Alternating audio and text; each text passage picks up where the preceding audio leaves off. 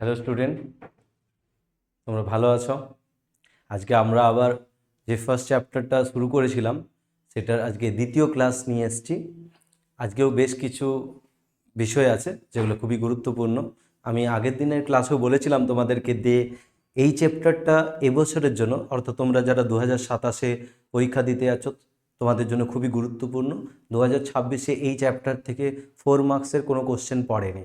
তাহলে আমরা আশা করতে পারি যে এই বছর অর্থাৎ আগামী বছর তোমরা যখন পরীক্ষা দেবে এই চ্যাপ্টার থেকে কিন্তু 4 মার্কসের কোশ্চেন আসতে পারে। ঠিক আছে, সেই জন্য আমরা খুব সুন্দরভাবে একটার পর একটা যে বিভাগগুলো, ইতিহাসের যে বিভিন্ন ইতিহাস চর্চাগুলো সেগুলো নিয়ে আলোচনা করছি। ঠিক আছে, তাহলে সরাসরি আমি পড়ানোতে চলে যাচ্ছি, বেশি সময় নেব না। ঠিক আছে, প্রথমেই স্থাপত্যের ইতিহাস। ঠিক আছে, স্থাপত্যের ইতিহাস ভালো করে মন দিয়ে শুনে নিও। স্থাপত্যের ইতিহাস যদি আমরা দেখি যে বেদ, ঠিক আছে, বেদের যে 4টে বেদ আছে আমরা জানি, ঋক, সাম, যজু এবং অথর্ব। ঠিক আছে, তাহলে এই 4টা বেদের আবার 4টে করে উপবেদ আছে, মানে 4টে উপবেদ আছে। ঠিক আছে, তার মধ্যে স্থাপত্য বেদটাও কিন্তু একটা উপবেদ, একটা মূল বেদের একটা উপবেদ। কেন স্থাপত্য বেদটা? কারণ এই স্থাপত্য কলা, এটা তো একটা কলা, আর্ট। ঠিক আছে, আর্কিটেকচার যেটা, তাহলে এইটাকেও কিন্তু বেদের মধ্যে অন্তর্ভুক্ত করা হয়েছে। ঠিক আছে, স্থাপত্য বলতে যে কোনো ধরনের কনস্ট্রাকশন অর্থাৎ নির্মাণকে বোঝায়, এবং সেইটার যদি ঐতিহাসিক গুরুত্ব থাকে, ঐতিহাসিক উপাদান হিসাবে সেই স্থাপত্যটা ব্যবহার হয়, ঠিক আছে, ঐতিহাসিকরা ব্যবহার করেন, তাহলে কিন্তু সেটা একটা গুরুত্বপূর্ণ উপাদান হয়ে যাবে। এবং সেই স্থাপত্য থেকে, সেই বিভিন্ন ধরনের নির্মাণ থেকে, নির্মাণ কারুকার্য থেকে কিন্তু আমরা তৎকালীন সময়ের অর্থনীতি, রাজনীতি, সমাজ ইত্যাদির কথা আমরা জানতে পারি। ঠিক আছে, যেমন ধরো আমি একদম স্থাপত্যের প্রথম থেকে যদি একদম মূল উৎস থেকে যাই, তাহলে আমরা জানি যে প্রাচীন প্রস্তর যুগে, যে প্রস্তর যুগ, প্রাচীন প্রস্তর যুগে মানুষ কোনো বসবাস শুরু করেনি। তারা সাধারণত মূলত জঙ্গলে ঘোরাঘুরি করে জীবন কাটাতো, যাযাবরের মতো। কিন্তু নব্যপ্রস্তর যুগে, যে নতুন পাথরের যুগে, তারা তখন কৃষিকার্য শুরু করলো, এবং নদী তীরবর্তী যে এলাকা, নদী তীরবর্তী যে জায়গা, সেখানে যেহেতু কৃষি কাজের উপযুক্ত সেই সব জায়গাগুলো, সেই জন্য তারা সংঘবদ্ধভাবে সেই সব জায়গায় বসবাস শুরু করলো। ঠিক আছে, এই যে বসবাস শুরু করলো, তারা কি করলো, তারা বিভিন্ন জিনিস দিয়ে তাদের ঘর তৈরি করলো, পাথর দিয়ে, তারপরে গাছের পাতা দিয়ে। ঠিক আছে, এইরকমভাবে যে ঘর তৈরি করলো, এইভাবে নির্মাণ কার্য শুরু হলো।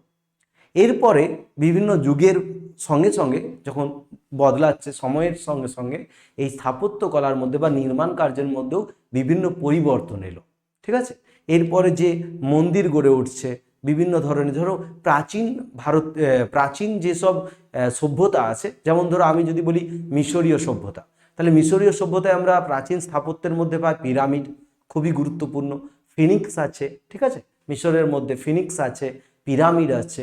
আবার যদি মেসোপটেমিয়ান সিভিলাইজেশনের বলি, মেসোপটেমিয়ান সভ্যতা, সুমেরীয় সভ্যতা যেটা বলা হয় বাংলায়, সেটা যদি বলি, তাহলে সেখানে আমরা জিগুরাত পাবো, যেটা সেখানকার মন্দির, জিগুরাতের কথা পাবো। ঠিক আছে, হরপ্পা সভ্যতায় যদি বলতে যাই, তাহলে হরপ্পা সভ্যতার মধ্যে আমরা শস্যাগার, স্নানাগার, ঠিক আছে, রাস্তাঘাট, ড্রেনেজ সিস্টেম অর্থাৎ পয় প্রণালী, ঠিক আছে, এইসবগুলো আমরা পাবো, যেগুলো স্থাপত্যের নিদর্শন। এরপরে পরবর্তীকালে যদি মৌর্য যুগে দেখবো যে বুদ্ধিস্ট যে মন্দিরগুলো, মঠ বা চৈত্য, স্তূপ, সাচি, সারনাথ, এইরকম গুপ্ত যুগের বিভিন্ন মন্দির, সেখানে যে হিন্দু ধর্মের যে ঐতিহ্য শুরু হচ্ছে গুপ্ত যুগের। পরবর্তীকালে মোগল এবং সুলতান যুগের বিভিন্ন ধরনের দুর্গ, যেমন এখানে উদাহরণ আছে ধরো আগ্রার তাজমহল, এটা গুরুত্বপূর্ণ। ঠিক আছে, তারপরে বাংলার ক্ষেত্রে গৌড়ে বড় সোনা মসজিদ, ছোট সোনা মসজিদ, ঠিক আছে, মুর্শিদাবাদে হাজারদুয়ারি প্যালেস, এগুলো তোমরা দেখে নেবে। ঠিক আছে, তো এইভাবে বিভিন্ন স্থাপত্যের মধ্যে বিভিন্ন বিবর্তন দেখা দিয়েছে, বিভিন্নভাবে স্থাপত্যের যে বৈপ্লবিক পরিবর্তন সেগুলো আমরা দেখতে পাই। ঠিক আছে, তারপরে আধুনিক যুগে, তাহলে তারপরে আধুনিক যুগে অর্থাৎ ব্রিটিশ যুগে, আধুনিক যুগে বলতে আমি বলতে চাই ব্রিটিশ যুগে যে বিভিন্ন ধরনের স্থাপত্য, তার মধ্যে উল্লেখযোগ্য হচ্ছে ভিক্টোরিয়ান মেমোরিয়াল, ঠিক আছে। তাহলে এই স্থাপত্যগুলো থেকে কিন্তু কেন তাহলে স্থাপত্যটাকে ইতিহাসের সঙ্গে যুক্ত করা হলো, নতুন সামাজিক ইতিহাসে কেন স্থাপত্যকে যুক্ত করা হলো? তার কারণ হচ্ছে এই যে স্থাপত্য আছে, স্থাপত্যগুলো থেকে কিন্তু আমরা সেই সময়কার সমকালীন সমাজ, রাজনীতি, ঠিক আছে, অর্থনীতি জানতে পারি। ধরো অর্থনীতির যদি আমি উদাহরণ বলি তাহলে সহজেই বোঝা যায়, আগ্রায় যে তাজমহল শাহজাহান বানালেন, তাহলে এই যে এত তার খরচ, তার যে ব্যয় নির্বাহ তিনি করেছেন, সেখান থেকে আমরা বুঝতে পারি যে শাহজাহানের সময়কালে মোগল অর্থনীতি কিন্তু যথেষ্ট ভালো ছিল, ঠিক আছে। এই জিনিসটা তাহলে অর্থনীতি সম্পর্কে জানা যায়। তারপরে মোগল যে শাসক শাহজাহান, তাদের যে স্থাপত্যের প্রতি তাদের যে রুচি, সেটাও কিন্তু খুব উন্নত ছিল। তাহলে এইগুলো কিন্তু আমরা জানতে পারি, সেই জন্য স্থাপত্যের ইতিহাস চর্চাকে নতুন সামাজিক ইতিহাস চর্চায় যুক্ত করা হয়েছে, ঠিক আছে। আমরা কিছু উদাহরণ দেখে নিই। তো উদাহরণ বললাম যে গৌড়ের বড় সোনা মসজিদ, ছোট সোনা মসজিদ, তারপর দিল্লির বাহাই লোটাস টেম্পল, গুজরাটের গোদাল প্রাসাদ, ঠিক আছে, মুর্শিদাবাদের হাজারদুয়ারি প্যালেস, এইরকম বিভিন্ন উদাহরণ। এছাড়া ব্রিটিশ আমলে যেটা বলছিলাম, ব্রিটিশ আমলে নির্মিত ফোর্ট উইলিয়াম কলেজ, ঠিক আছে, তারপরে fort William college, Asiatic society, town hall, Dakshineswar Kali মন্দির, হাইকোর্ট, ভিক্টোরিয়াল মেমোরিয়াল হল, ঠিক আছে, প্রভৃতি হচ্ছে কলকাতার উল্লেখযোগ্য স্থাপত্যের নিদর্শন। তাহলে ব্রিটিশ যুগেও স্থাপত্য, এই ধরো ব্রিটিশ যুগে ভিক্টোরিয়াল মেমোরিয়াল হল, ঠিক আছে। তাহলে এগুলো থেকে ব্রিটিশদের চিন্তাভাবনা বা যে কোনো স্থাপত্যের ক্ষেত্রে কিন্তু আমরা এই ইতিহাসের এই দিকগুলো আমরা জানতে পারি। এই জন্য স্থাপত্যের ইতিহাস চর্চা কিন্তু খুবই গুরুত্বপূর্ণ এবং একটা ঐতিহাসিক উপাদান হিসাবে খুবই গুরুত্বপূর্ণ। কারণ ঐতিহাসিকরা যখনই কোনো একটা সময়ের, কোনো একটা যুগের বা কোনো একটা বংশের ইতিহাস নিয়ে আলোচনা করেন, তারা স্থাপত্যকে অবশ্যই গুরুত্ব দেন। কারণ সেই সময় স্থাপত্যের যে বিভিন্ন কারুকার্য আছে, ঠিক আছে, তার যেমন ধরো উদাহরণ যে গুপ্ত যুগের যেসব টেম্পলগুলো, সেখানে যে কারুকার্য, ঠিক আছে, সেখানে কারুকার্য এবং যে টেম্পল আর্কিটেক্ট বলে, ঠিক আছে, তাহলে সেগুলো থেকে যে গুপ্ত যুগের রাজাদের, ঠিক আছে, যে চিন্তাভাবনা, তারপরে তাদের যে আনুগত্য, হিন্দু ধর্মের প্রতি আনুগত্য, ব্রাহ্মণ্য ধর্মের প্রতি আনুগত্য, এগুলো কিন্তু পরিষ্কারভাবে পরিস্ফুট হয় এগুলো, ঠিক আছে।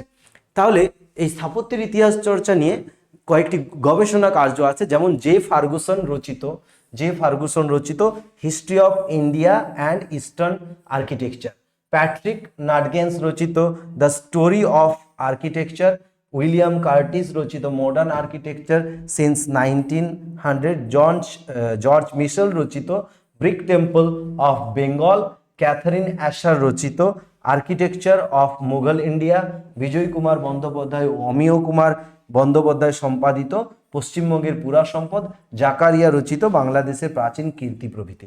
তাহলে এই বইগুলো কিন্তু খুবই ইম্পর্টেন্ট। এই বইগুলো বা এই গবেষণা কার্যগুলো থেকে আমরা স্থাপত্যের ইতিহাস চর্চা সম্পর্কে জানতে পারি, ঠিক আছে। তাহলে এইরকম যখনই তোমরা 2 মার্কসের কোশ্চেন তৈরি করবে, তখন এমন সুন্দরভাবে তৈরি করবে, ধরো স্থাপত্যের ইতিহাস চর্চা, যেটা আমি আলোচনা করলাম, স্থাপত্যের ইতিহাস বলতে কি বোঝো, যদি ধরো প্রশ্নটা পড়লো 2 নম্বরে স্থাপত্যের ইতিহাস বলতে কি বোঝো, তখন তোমরা কি করবে, স্থাপত্যের ইতিহাস কি, ঠিক আছে, স্থাপত্যের ইতিহাস কি এটা সুন্দর করে বলবে। তারপরে কিছু ঐতিহাসিকদের নাম বলবে যারা এই স্থাপত্যের ইতিহাস চর্চা নিয়ে আলোচনা করেছেন বা গবেষণা করেছেন, এবং তাদের উল্লেখযোগ্য বই, 2-1টা উদাহরণ দিলে, উল্লেখযোগ্য বইগুলো দিলে, যে এই বইগুলো থেকে আমরা স্থাপত্যের ইতিহাস চর্চা সম্পর্কে জানতে পারি, ঠিক আছে। তাহলে স্থাপত্যের ইতিহাস চর্চা হলো। এরপরে আমরা আলোচনা করব দৃশ্যশিল্পের ইতিহাস, দৃশ্যশিল্প, ঠিক আছে। আগের দিনে আমরা শিল্প চর্চার ইতিহাসে আলোচনা করেছিলাম, সঙ্গীত, নৃত্য, নাটক এবং সিনেমা। তারপর এইটা একটা গুরুত্বপূর্ণ জায়গা, দৃশ্যশিল্পের ইতিহাস, যেখানে আছে ছবি আঁকা অর্থাৎ চিত্র এবং ফটোগ্রাফি, ঠিক আছে, চিত্র এবং ফটোগ্রাফি। তাহলে আধুনিক ইতিহাস চর্চায় দৃশ্যশিল্পের ইতিহাস কিন্তু বিশেষভাবে গুরুত্বপূর্ণ, কারণ এই চিত্রগুলো থেকেও কিন্তু তৎকালীন সময়ের মানুষের, তৎকালীন সময়ের যে রাজবংশ বা সময় সাধারণ মানুষেরও কিন্তু জীবনযাত্রা সম্পর্কে আমাদের গুরুত্বপূর্ণ তথ্য প্রদান করে। ঠিক আছে। তাহলে আমরা চিত্র নিয়ে বলছি, চিত্র ছবি আঁকা, ঠিক আছে। ছবি আঁকাতে আমি যদি পুরো বিশ্বের ক্ষেত্রে বলি, তাহলে ছবি আঁকার মধ্যে আমি বলতে পারি যে স্পেনের আল্টামিরা বলে একটা জায়গা আছে, যেখানে বাইসন বা অন্যান্য অনেক পশুর ছবি পাওয়া যায়, যেগুলো খুবই পুরনো, ঠিক আছে। তাহলে এই যে আল্টামিরা যে গুহা চিত্র, ঠিক আছে, গুহার মধ্যে বিভিন্ন আঁকা ছবি, সেখান থেকে আমরা সেই সময়কার মানুষের চিন্তাভাবনা, মানুষের রুচি, ঠিক আছে, তাদের সাংস্কৃতিক চিন্তাভাবনা, সাংস্কৃতিক দিকটা কিন্তু অবশ্যই বুঝতে পারি। ভারতের ক্ষেত্রে এরকম গুরুত্বপূর্ণ উদাহরণ আছে, যেমন ধরো অজন্তা ইলোরা গুহা চিত্রগুলো, ঠিক আছে। তারপরে মন্দিরের উপরে খোদাই করা বিভিন্ন চিত্র, মন্দিরের উপরে অঙ্কিত বিভিন্ন চিত্র। তাহলে এই চিত্রগুলো সম্পর্কে আমাদেরকে গুরুত্বপূর্ণ তথ্য দেয়, ঠিক আছে। যেমন ধরো বৌদ্ধ ধর্মের প্রভাবে যেসব চিত্রগুলো অঙ্কিত হয়েছে, তাহলে আমরা বুঝতে পারি সেই সময়ে বৌদ্ধ ধর্মের একটা প্রাধান্য ছিল। আবার জৈন ধর্মের সময় জৈন চিত্রগুলো থেকে আমরা বুঝতে পারি জৈন ধর্মের প্রাধান্য, বা রাজারা জৈন ধর্ম গ্রহণ করেছিলেন, ঠিক আছে। আবার ধরো গুপ্ত যুগে যদি আমরা ছবি দেখি, যেমন ধরো উদাহরণে খুব সুন্দর একটা উদাহরণ দেওয়া যেতে পারে সমুদ্রগুপ্ত তার যে মুদ্রা তৈরি করেছিলেন, তাতে মুদ্রাতে একটা চিত্র অঙ্কিত করেছিলেন যে রাজা তিনি বীণা বাজাচ্ছেন, বীণা বাদনরত অবস্থা। তাহলে এই যে সমুদ্রগুপ্তের যে মুদ্রা, যাতে একটা চিত্র অঙ্কিত হয়েছে, ঠিক আছে, মুদ্রিত করা হয়েছে সেই মুদ্রার উপরে, সেই মুদ্রিত চিত্র থেকে আমরা বুঝতে পারি যে সমুদ্রগুপ্ত সাংস্কৃতিক দিক দিয়ে উন্নত মস্তিষ্কের ছিলেন। তিনি সংস্কৃতি, সঙ্গীত ইত্যাদি ভালোবাসতেন, ঠিক আছে। এবং এটাও সঙ্গে সঙ্গে জানা যায় যে তিনি বীণা বাজাতে পারতেন, ঠিক আছে। তাহলে এই যে বিষয়গুলো এই চিত্র থেকে আমরা জানতে পারি। অজন্তা ইলোরা গুহা চিত্র, ঠিক আছে। এছাড়া ইউরোপের ক্ষেত্রে পঞ্চদশ শতকে, সেটাকে কিসের যুগ বলা হয়? নবজাগরণের, রেনেসাঁ, ঠিক আছে। রেনেসাঁর সময় ইতালিতে, আমরা জানি যে রেনেসাঁ কোথায় শুরু হয়েছিল? ইতালির ফ্লোরেন্সে। তাহলে পঞ্চদশ শতকে ইতালিতে Leonardo da Vinci, Raphael, Michelangelo প্রমুখের আঁকা ছবি চরম উৎকর্ষতার নিদর্শন। তাহলে এই ছবিগুলো থেকে কিন্তু আমরা অনেক কিছু জানতে পারি, এবং ঐতিহাসিক উপাদান হিসেবে, ঐতিহাসিক যে এভিডেন্স বা সোর্স হিসাবে কিন্তু এই ছবিগুলোর গুরুত্ব অপরিসীম, ঠিক আছে। যেমন ধরো লিওনার্দো দা ভিঞ্চি, সবাই জানো, মোনালিসা ছবি, ঠিক আছে, লাস্ট সাপার। তাহলে এছাড়াও আধুনিক ভারতের ইতিহাস, যে চিত্র শিল্পের যে ইতিহাস, তাতে গুরুত্বপূর্ণ ভূমিকা রেখেছেন অবনীন্দ্রনাথ ঠাকুর। তোমরা আবার পড়বে অবনীন্দ্রনাথ ঠাকুর, অন্য চ্যাপ্টারে আমি পড়াবো তোমাদেরকে অবনীন্দ্রনাথ ঠাকুর, গগনেন্দ্রনাথ ঠাকুর, ঠিক আছে। গগনেন্দ্রনাথ ঠাকুরের বিশেষ করে ব্যঙ্গচিত্রগুলো, তিনি কিভাবে ব্যঙ্গচিত্রের মাধ্যমে যে ব্রিটিশ সরকারের বা তখনকার দিনে যারা মুনাফাখোরি অসৎ ব্যবসায়ী, তারা সাধারণ মানুষকে বঞ্চিত করে নিজেদের আখের গুছাতে গুছাতে কিভাবে একদম বিশাল আকার বপু ধারণ করছেন, সেই সব চিত্র কিন্তু পাওয়া যেতে পারে, ঠিক আছে। ভাববে না যে বাংলার ক্লাস হচ্ছে, এমনি আমি বললাম। যাই হোক, তো এইসব যে চিত্রগুলো থেকে সেই সময়কার দিনের যে সমাজ, রাজনীতি, অর্থনীতি ইত্যাদি আমরা জানতে পারি, বা মানসিকতা। এই যে ধরো গগনেন্দ্রনাথ ঠাকুরের যে ব্যঙ্গচিত্রগুলো, এগুলো থেকে যে আমাদের তৎকালীন সময়ে মধ্যবিত্ত বাঙালিদের যে চিন্তাভাবনা, মানসিকতা, এবং ব্রিটিশ সরকারের যে নীতি, তার বিরুদ্ধে সাধারণ মানুষের চিন্তাভাবনা ইত্যাদি ফুটে ওঠে, ঠিক আছে। তাহলে এগুলো কিন্তু গুরুত্বপূর্ণ। যেমন ধরো অবনীন্দ্রনাথ ঠাকুরের যে বঙ্গমাতার ছবিটি তিনি প্রথম এঁকেছিলেন, নাম দিয়েছিলেন বঙ্গমাতা, পরবর্তীকালে নামটা পরিবর্তন করেছিলেন সিস্টার নিবেদিতা, নাম রেখেছিলেন ভারত মাতা। এই যে চিত্রটা, ভারত মাতা চিত্র, একটা ভারতের দেশাত্মবোধে কিন্তু গুরুত্বপূর্ণ ভূমিকা পালন করেছে। প্রতিটি বিপ্লবীর কাছে এই ভারত মাতা ছবি থাকতো, এবং তারা এই ছবিটাকে পুজো করতেন, ভারত মাতা দেবী হিসেবে পুজো করতেন, যেন তাদের আরাধ্যা দেবী, ঠিক আছে।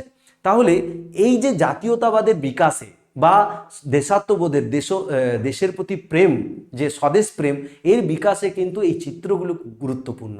তার জন্য এই চিত্রের যে ইতিহাস চর্চা, যে চিত্রশিল্পের ইতিহাস চর্চা, সেইটা কিন্তু গুরুত্ব পেয়েছে নতুন সামাজিক ইতিহাসে, ঠিক আছে। তাহলে অবনীন্দ্রনাথ ঠাকুর, আধুনিক বাংলায় অবনীন্দ্রনাথ ঠাকুর, গগনেন্দ্রনাথ ঠিক আছে, গগনেন্দ্রনাথ ঠাকুর, নন্দলাল বসু, যামিনী রায় প্রমুখ ভারতীয় চিত্রকলাকে বিশ্বের দরবারে পৌঁছে দিয়েছেন। ঠিক আছে, আমরা যামিনী রায় নাম শুনেছি, নন্দলাল বসু।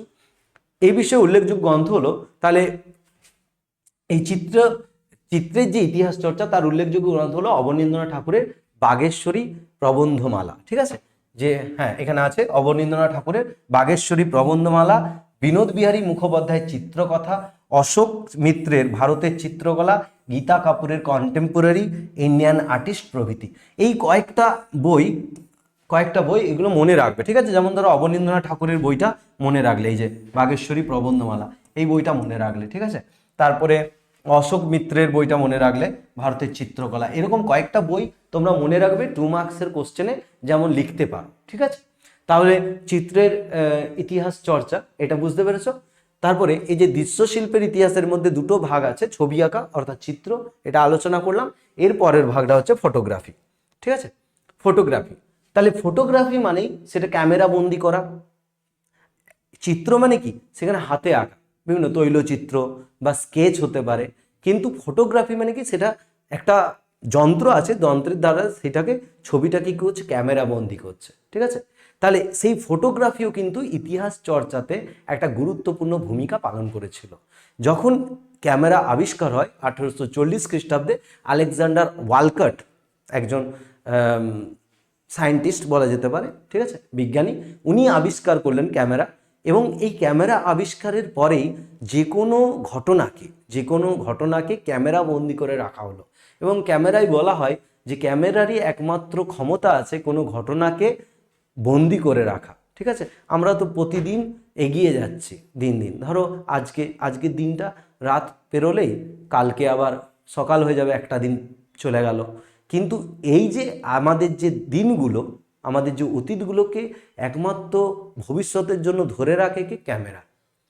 সেই রকম এই যে ক্যামেরাবন্দি কিছু কিছু যে চিত্র আছে, এইগুলো আমাদেরকে পরে ঐতিহাসিকদেরকে খুবই সাহায্য করে যে সেই সময়ের ইতিহাসটা বুঝতে। ঠিক আছে, যেমন উদাহরণ 1840 খ্রিস্টাব্দে, আমি বললাম 1840 খ্রিস্টাব্দে আলেকজান্ডার ওয়ালকট ক্যামেরা আবিষ্কার করলেন। তার ঠিক 10 বছরের মধ্যেই, 10 বছর পরেই ভারতে ক্যামেরা চলে এলো 1850-এর মধ্যে। ঠিক আছে, 1850-এর মধ্যে ক্যামেরা চলে এলো। এবং 1857 খ্রিস্টাব্দে কি হয়েছিল,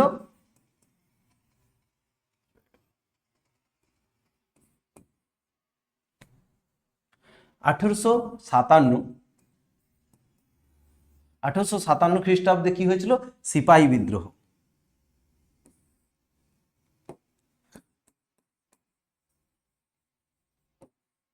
সিপাহী বিদ্রোহ, এই যে সিপাহী বিদ্রোহের বিভিন্ন ঘটনা ক্যামেরাবন্দি করে রাখা হয়েছে। তাহলে এখান থেকে বুঝতে পারা যায় যে সিপাহী বিদ্রোহ কোন কোন জায়গায় ছড়িয়ে গিয়েছিল, সিপাহী বিদ্রোহের যে আগুন কোথায় কোথায় বিস্তৃত হয়েছিল। ঠিক আছে, সেখানকার প্রকৃতি কি ছিল সিপাহী বিদ্রোহের। এছাড়া যে বাংলায় বিভিন্ন সময়ে যে বিভিন্ন দুর্ভিক্ষ হয়েছে, সেই দুর্ভিক্ষ পীড়িত আর্ত দরিদ্র ক্ষুধার্ত মানুষদের যে চিত্র, এইগুলো কিন্তু তৎকালীন সমাজ ব্যবস্থা সম্পর্কে, এবং শুধু তাই নয়, ব্রিটিশ সরকারের যে অপশাসন, ব্রিটিশ সরকারের অপশাসন বা কর ব্যবস্থা, ঠিক আছে, যে বিভিন্ন ধরনের অর্থনৈতিক যে পরিকল্পনা ওনারা নিয়েছিলেন, যেমন ধরো বন্দোবস্তগুলো, চিরস্থায়ী বন্দোবস্ত, রায়তওয়ারি বন্দোবস্ত, মহলওয়ারি বন্দোবস্ত, এই যে ব্যবস্থাগুলো, এই ব্যবস্থাগুলো কিভাবে সাধারণ বাংলার কৃষক সমাজকে ধীরে ধীরে শুষে নিচ্ছিল, এই চিত্রগুলো আমরা কিন্তু ক্যামেরার যেসব তোলা চিত্রগুলো থেকে পেয়ে থাকি। বিভিন্ন ধরনের দাঙ্গা, ঠিক আছে, যে কলকাতায় যে দাঙ্গা বিভিন্ন, সেখানে ধর্মীয় সাম্প্রদায়িক দাঙ্গা হতে পারে বা বিভিন্ন কারণে রাজনৈতিক দাঙ্গা, যাই হোক, এই দাঙ্গাগুলো কিন্তু আমাদের ক্যামেরাবন্দি করা দাঙ্গার যে চিত্রগুলো, এগুলো পরবর্তীকালে ইতিহাস বা গবেষকদের বিশেষ কিন্তু উপাদান রূপে আমাদের ঐতিহাসিকদেরকে সাহায্য করেছে। ঠিক আছে, তাহলে এই যে ক্যামেরার তার গুরুত্বপূর্ণ ভূমিকা পালন করেছিলেন লালা দীনদয়াল। ঠিক আছে, পাশাপাশি আহমেদ আলী খান ভারতীয় সমকালীন ছবি লেন্সে ধরে রাখেন। সেখানে আমরা কি কি জানতে পারি, যেমন আমি বললাম মন্বন্তর, দুর্ভিক্ষ, ঠিক আছে, দুর্ভিক্ষ, নৌবিদ্রোহ, দাঙ্গা, দেশভাগ প্রভৃতির বিভিন্ন ফটোগ্রাফ সাম্প্রতিককালের ইতিহাস চর্চায় বিশেষ গুরুত্বপূর্ণ হয়ে উঠেছে। বর্তমানে ফটোগ্রাফির ইতিহাস চর্চার কয়েকটি উল্লেখযোগ্য গ্রন্থ হলো জন ওয়েডের a short history of the camera, আর ডগলাস নিকেলের history of photography, the state of research, Vidya দেহেজিয়ার India through the lens photography 1840 to 1911। এই বইটা মনে রাখবে, ঠিক আছে, এই বইটা মনে রাখবে। এবং সোফি গর্ডনের 19th সেঞ্চুরি ইন্ডিয়ান ফটোগ্রাফি, ঠিক আছে। তাহলে এই কয়েকটা যে বই, দুই একটা বই মনে রাখবে, ঠিক আছে। তাহলে এই যে লালা দীনদয়াল আহমেদ আলী খান ইত্যাদি গুরুত্বপূর্ণ ভূমিকা পালন করেছিল। এখানে আলোচনার সুবিধার্থে, বোঝানোর সুবিধার্থে আমি জাস্ট একটা বিষয় উত্থাপন করছি। যেমন ধরো 1940 খ্রিস্টাব্দে, হ্যাঁ 1940 খ্রিস্টাব্দে যে লাহোর অধিবেশন, মুসলিম লীগের লাহোর অধিবেশন, তা সেই সময়ে একটা ছবি আছে কুলবন্ত রায়ের তোলা একটা ছবি আছে, ঠিক আছে। তো সেখানে একটা ছবির মধ্যে জিন্না, মোহাম্মদ আলী জিন্না এবং গান্ধীজি দাঁড়িয়ে আছেন, এবং তাদের মধ্যে যে দূরত্ব, দুজনের যে অবস্থানের মধ্যে যে ব্যবধান, সেই ব্যবধানটা ছবিটার মাধ্যমে স্পষ্ট করছে যে এই দেশভাগজনিত বিষয় নিয়ে তাদের মধ্যে যে বিতর্ক বা মতানৈক্য, সেটা কিন্তু পরিষ্কার বোঝা যাচ্ছে, ঠিক আছে। তাহলে এই যে ছবিটা একটা উদাহরণ যে দুজন তৎকালীন সময়ের দুজনই বিখ্যাত নেতা, তাদের মধ্যে যে একটা বিভিন্ন বিষয় নিয়ে তাদের মধ্যে যে মত পার্থক্য, সেটা কিন্তু ছবিটার মধ্যে ফুটিয়ে তোলা হচ্ছে, ঠিক আছে। তাই এই জিনিসগুলো কিন্তু ফটোগ্রাফি থেকে আমরা পেতে পারি, ঠিক আছে, বুঝতে পারছো তো। এরপরে আমরা পরের বিষয়ে চলে যাব, সেটা হচ্ছে যানবাহন ও যোগাযোগ ব্যবস্থার ইতিহাস। 2025-এ এই কোশ্চেনটা 4 মার্কসে পড়েছিল, ঠিক আছে, 4 মার্কসে পড়েছিল, হ্যাঁ 2025-এ। তাহলে 2027-এ তোমরা যে পরীক্ষা দিতে যাচ্ছ, তার জন্য এই কোশ্চেনটা কিন্তু গুরুত্বপূর্ণ, 4 নম্বরে, হ্যাঁ এই কোশ্চেনটা গুরুত্বপূর্ণ, ঠিক আছে। তাহলে যানবাহনের বা যোগাযোগ ব্যবস্থার ইতিহাসটা আমি বুঝিয়ে দিচ্ছি ভালো করে, ঠিক আছে। তারপরে লেখা আছে, তোমরা তো এটা পিডিএফ পেয়ে যাবে, বুঝিয়ে নাও, ভালো করে বুঝে নাও। সেটা হচ্ছে প্রাচীন প্রস্তর যুগে, আমি আবার সেই প্রতিটা ইতিহাস চর্চাতে একদম সে প্রথম থেকে চলে যাচ্ছি একদম। প্রাচীন প্রস্তর যুগে যে মানুষ, পায়ে হেঁটে এক জায়গা থেকে অন্য জায়গায় যেত। যোগাযোগের জন্য তাদের কাছে কিন্তু কোনো ব্যবস্থা ছিল না, তারা পায়ে হেঁটেই এক জায়গা থেকে অন্য জায়গায় যেত, ঠিক আছে। তারপর ধীরে ধীরে যখন মানুষ বসবাস শুরু করলো, মানে সংঘবদ্ধভাবে কোথাও বসবাস শুরু করলো নব্যপ্রস্তর যুগে, তখন তারা চাকার আবিষ্কার করলো। আমরা জানি নব্যপ্রস্তর যুগে তারা চাকার আবিষ্কার করেছিল। চাকার আবিষ্কারের ফলে তাদের মধ্যে যোগাযোগ ব্যবস্থা আরও সহজ হয়ে উঠলো, এবং তারা যখন সংঘবদ্ধভাবে বসবাস শুরু করলো নদীর পাড়ে বা নদী উপকূলে, ঠিক আছে, তখন এই নদীপথে তারা যোগাযোগ শুরু করলো, এবং নদীপথে তারা অন্যান্য সভ্যতার সঙ্গে যোগাযোগ শুরু করলো, ব্যবসা বাণিজ্য শুরু করলো। এইরকম ধরো সামান্য ধরো উদাহরণ বলতে পারি, যেমন ধরো হরপ্পা সভ্যতায় যে লোথাল বন্দরটার কথা জানা যায়, সেখান থেকে তারা মেসোপটেমিয়া এবং অন্যান্য মিশরীয় সভ্যতার সঙ্গেও যোগাযোগ, সমকালীন যে সভ্যতাগুলো যোগাযোগ ছিল। কেননা এর প্রমাণ পাওয়া যায় হরপ্পার যে শিল, সেটা কিন্তু মেসোপটেমিয়ান সভ্যতায় পাওয়া গেছে। আবার সুমেরীয় সভ্যতার যে কিউনিফর্ম যে ট্যাবলেট, ক্লে ট্যাবলেট, মাটির যে ফলক, সেগুলো আবার, এক মিনিট দাঁড়াও,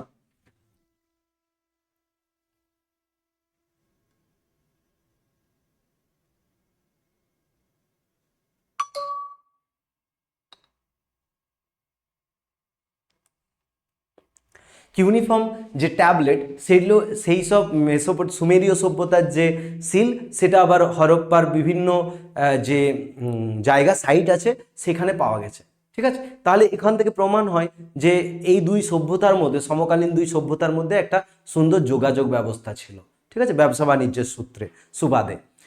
তো যেটা বলছিলাম, নব্যপ্রস্তর যুগে চাকা আবিষ্কারের পরে যোগাযোগ ব্যবস্থা আরও দ্রুততর হলো, নদীপথে তারা যোগাযোগ শুরু করলো।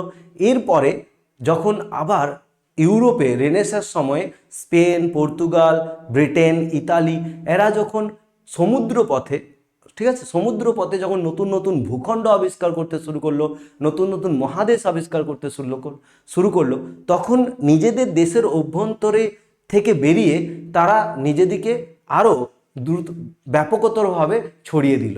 ব্যাপকতরভাবে তারা অন্যান্য ভূখণ্ডে, অন্যান্য মহাদেশে গিয়ে তারা নতুন নতুন পথ আবিষ্কার করলো।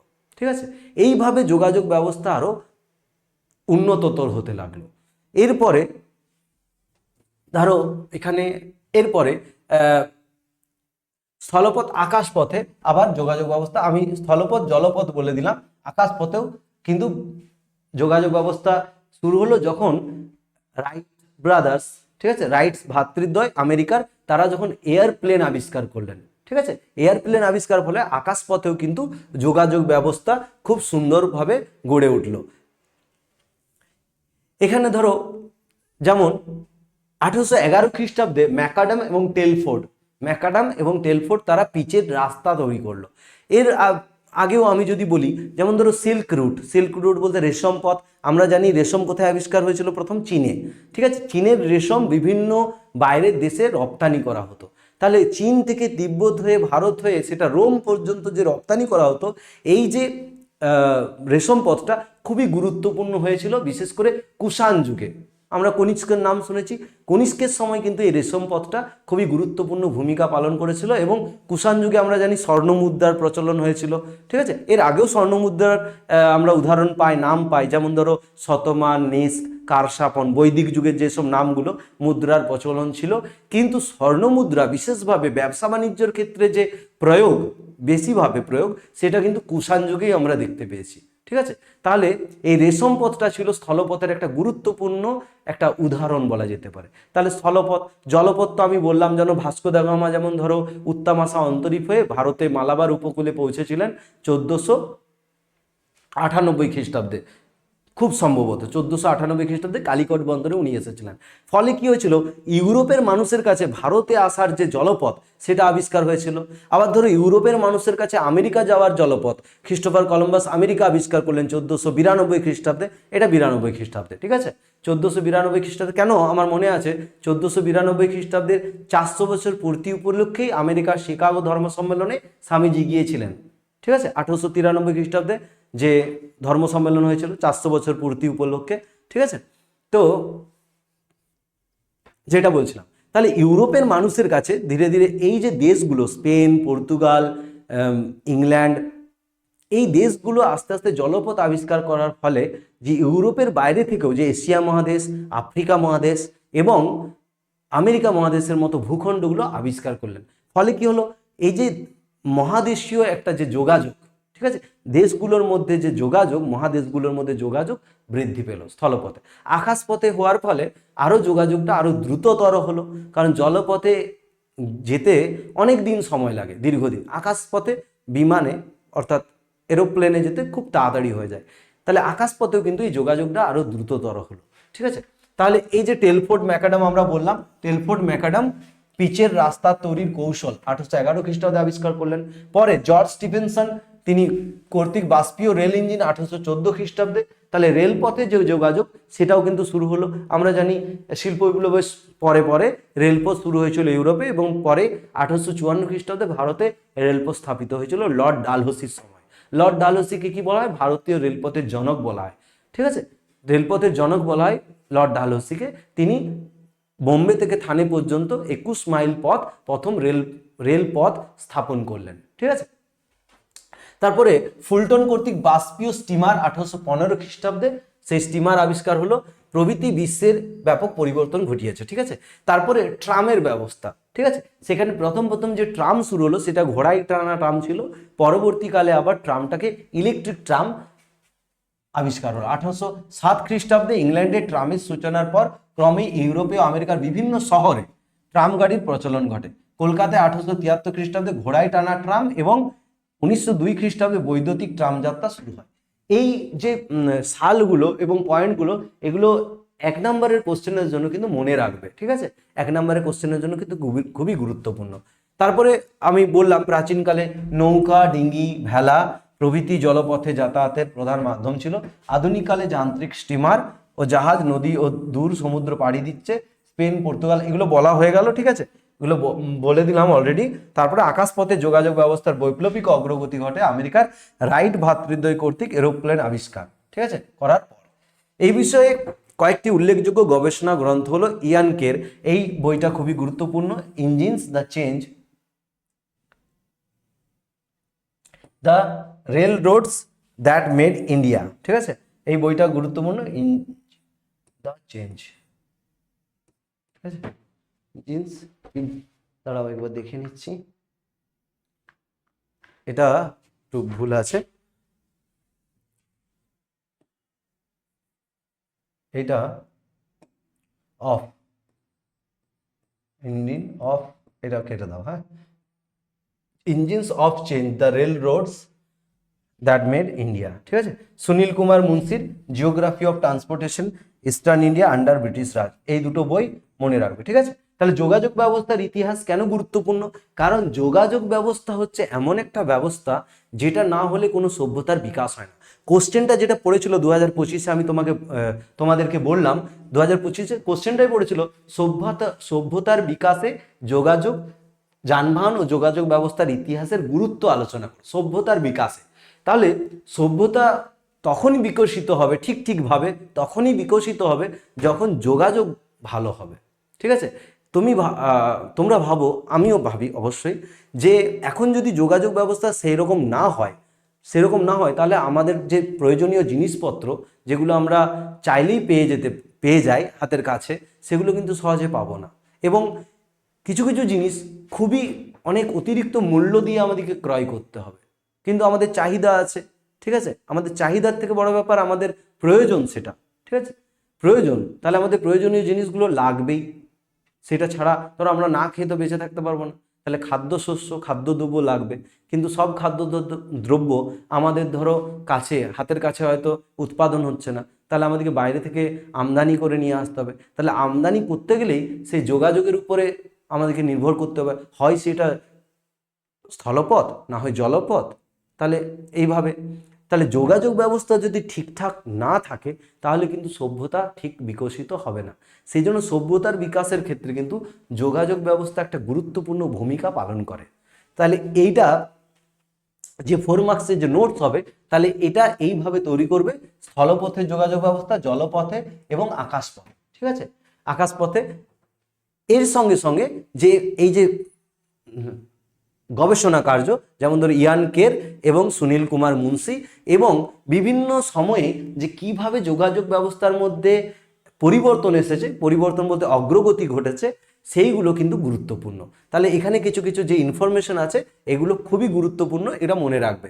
আর এই কোশ্চেনটাও কিন্তু এবছরের জন্য গুরুত্বপূর্ণ, কারণ এই প্রশ্নটা 2025-এ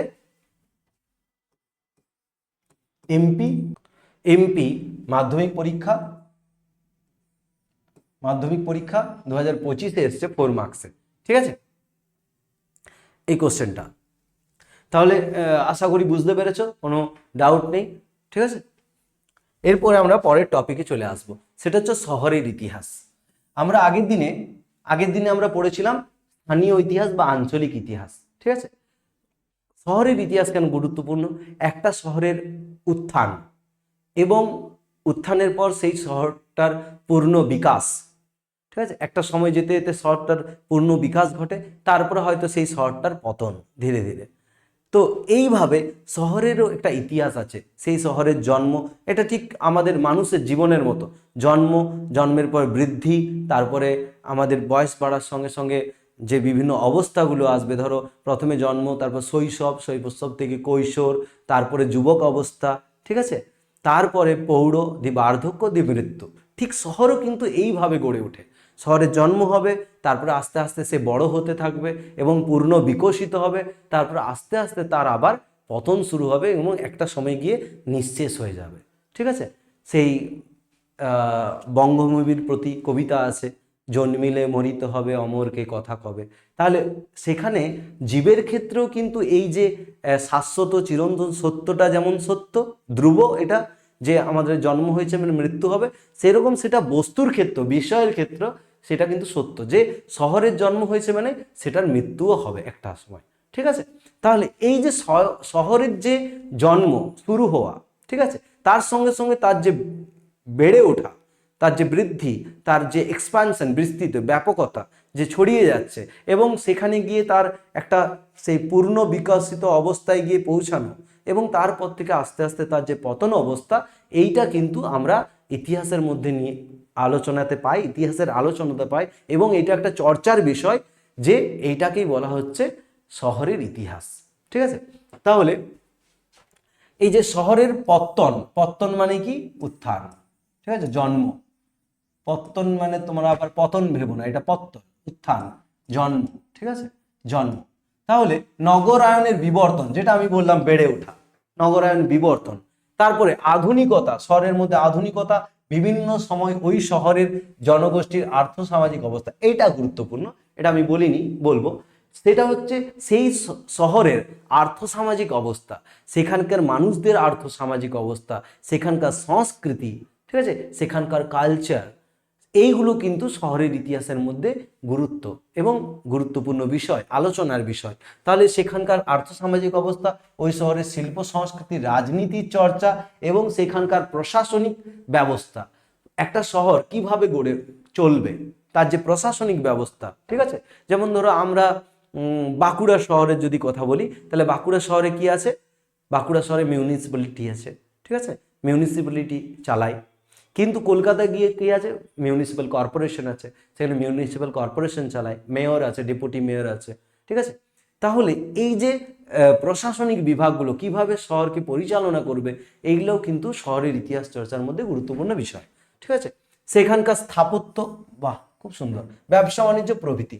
তাহলে শহরের মধ্যে শুধুমাত্র আর্থসামাজিক ব্যবস্থা না, শুধুমাত্র সংস্কৃতি না, সেখানে স্থাপত্য, ঠিক আছে, স্থাপত্য, সেখানকার ব্যবসা বাণিজ্য, কতটা একটা শহর উন্নত, সেই ব্যবসা বাণিজ্য। 1970-এর দশক থেকে মূলত হার্ভার্ড বিশ্ববিদ্যালয়ের ইতিহাস গবেষক স্টিভেন থার্নস্টনের নেতৃত্বে ইতিহাস চর্চার মানে এই বিশেষ ধারাটি বিকাশ লাভ করে, ঠিক আছে। যেমন ধরো তোমরা ষোড়শ শতকে 16টি মহাজন পদের উত্থান পড়েছ, ঠিক আছে, ষোড়শ শতকে ষোড়শ মহাজন পদ, ঠিক আছে, ষোড়শ মহাজন পদ, ষোড়শ শতক বললাম, ষষ্ঠ শতকে, ষষ্ঠ শতকে, ষষ্ঠ শতকে ষোড়শ মহাজন পদের যে উত্থান, তাহলে খ্রিস্টপূর্ব ষষ্ঠ শতকে ষোড়শ মহাজন পদের উত্থান হচ্ছে, সেখানে মগধ আস্তে আস্তে খুব ভালো একটা রাজধানীতে পরিণত হচ্ছে। বিম্বিসার যে রাজা, তার সময়, অজাতশত্রুর সময়, পাটলিপুত্র, ঠিক আছে, মগধের পাটলিপুত্র রাজগৃহ বা রাজগীর বা গিরিব্রজ যে নামগুলো আছে, তাহলে এটা কি করে? কারণ সেখানকার অনেকগুলো কারণ ছিল, আমি সেসবে যাচ্ছি না, যদিও সেখানে অনেকগুলো কারণ ছিল যেগুলো মগধকে একটা উন্নত এবং উন্নততম একটা রাজ্যে পরিণত করেছিল, ঠিক আছে। সব রাজ্যগুলো থেকে এই যে 16টা যে মহাজন পদ ছিল, তার মধ্যে মগধের উত্থান হয়েছিল। কেন? এইখানে ভৌগোলিক পরিবেশ, এখানে আর্থসামাজিক ব্যবস্থা, ব্যবসা বাণিজ্য, তারপরে এইগুলো খুবই গুরুত্বপূর্ণ একটা ভূমিকা পালন করেছিল। তাহলে ব্যবসা বাণিজ্য, আর্থসামাজিক অবস্থা, শিল্প সংস্কৃতি, রাজনীতি ইত্যাদি কিন্তু শহরের ইতিহাস চর্চার মধ্যে গুরুত্বপূর্ণ বিষয়, ঠিক আছে। এখানে পরবর্তী যে বিকাশ লাভ করে, পরবর্তীকালে Edwin Burrows, Mike Walls, Ronald Taylor, Roy Porter প্রভৃতি এই ধারাকে সমৃদ্ধ করেন। প্রথম, আমি আগের দিনই বলেছিলাম তোমাদেরকে যে এই যে ইতিহাস চর্চার এই যে বিভাগগুলো, এই যে বিষয়গুলো সবগুলোই মোটামুটি 1960 থেকে 1970 এই সময়কালে, এই 1960 থেকে 1970 এই সময়কালে কিন্তু এই চর্চাগুলো মূলত উঠে আসে। তাহলে এই যে হার্ভার্ড বিশ্ববিদ্যালয়ের যে ইতিহাস গবেষক স্টিফেন থার্নস্টন এর নেতৃত্বে শহরের যে ইতিহাস চর্চা, এই বিষয়টি কিন্তু গুরুত্ব পায়। পরবর্তীকালে Edwin Burrows, Mike Wallace, Ronald Taylor, Roy Porter এই ধারাকে সমৃদ্ধ করেন, ঠিক আছে। সেই ধারায় পূর্ণেন্দু পত্রী, নিখিল সরকার, সৌমেন্দ্রনাথ মুখোপাধ্যায়, রাধানমন মিত্র, রাধাপ্রসাদ গুপ্ত বাঙালির ইতিহাস গবেষক যেমন আছেন, তেমনি পিটি নায়ারের মতো অবাঙালি গবেষকও বর্তমান। শহরের ইতিহাস চর্চায় গুরুত্বপূর্ণ গ্রন্থ হলো, ঠিক আছে। এরপর গ্রন্থগুলো, এই যে সব নাম মনে রাখতে হবে দরকার নেই, কয়েকটা নাম শুধু মনে রাখবে। যেমন ধরো এই নামটা মনে রাখতে পারো, এটা খুব সুন্দর একটা ইনফরমেশন, ঠিক আছে, এই নামটা মনে রাখবে এবং এখান থেকে কয়েকটা নাম, দু একটা নাম মনে রাখবে 2 নম্বরের কোশ্চেনে লেখার জন্য। এরপরে আমি গ্রন্থগুলো, উল্লেখযোগ্য গ্রন্থগুলো নিয়ে আলোচনা করছি। সেটা হচ্ছে সংস্কৃতির শহর কলকাতাকে নিয়ে লেখা রাধারমণ মিত্রের কলিকাতা দর্পণ, ডক্টর সৌমিত্র শ্রীমানি সম্পাদিত কলিকাতা কলকাতা, ঠিক আছে। এছাড়া শহর বহরমপুর, মধ্যযুগের নগর, মুনতাসির মামুন রচিত ঢাকা, স্মৃতি বিস্মৃতির নগরী, ঠিক আছে, স্মৃতি বিস্মৃতির নগরী, আব্দুল মমিন চৌধুরীর রাজধানী ঢাকা 400 বছর ও উত্তরকাল, যতীন্দ্রমোহন রায়ের ঢাকার ইতিহাস, শামসুদ্দৌলা চৌধুরীর প্রাচীন নগরী সোনারগাঁও প্রভৃতি, ঠিক আছে। এখানেও কয়েকটা শুধু মনে রাখবে, সবগুলো মনে রাখার দরকার নেই, ঠিক আছে। এই যে কলিকাতা কলকাতা, এই বইটা মনে রাখবে, ঠিক আছে। তারপরে কলিকাতা দর্পণ, যেটা রাধারমণ মিত্রের, এটা মনে রাখলে এইরকম ভাবে দু একটা খালি মনে রাখবে বই, ঠিক আছে। তাহলে এই শহরের ইতিহাসটা বুঝতে পেরেছো, ঠিক আছে। যদি তোমাদের কিছু নোট করার থাকে, নেওয়ার থাকে, নেওয়ার থাকে লিখে নাও। আমি তখন একটু জল খাই।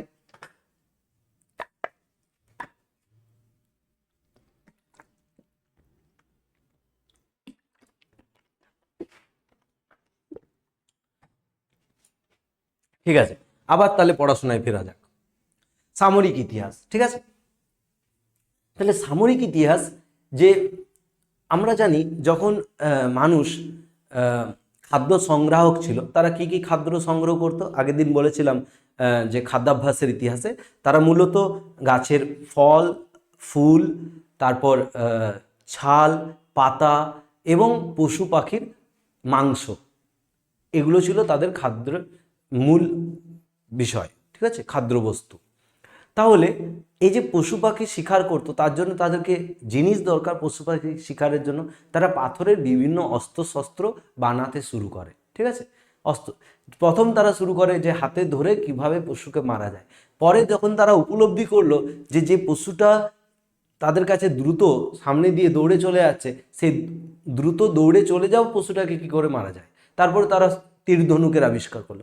এইভাবে তাদের চিন্তা স্তরে, ঠিক আছে, চিন্তা স্তরে এইভাবে নিত্য নতুন যে অস্ত্রশস্ত্র বানানোর যে পরিকল্পনা আস্তে আস্তে বিবর্তনের মাধ্যমে তাদের মধ্যে এলো, ঠিক আছে। তো এইভাবেই কিন্তু অস্ত্রশস্ত্র এসেছিল।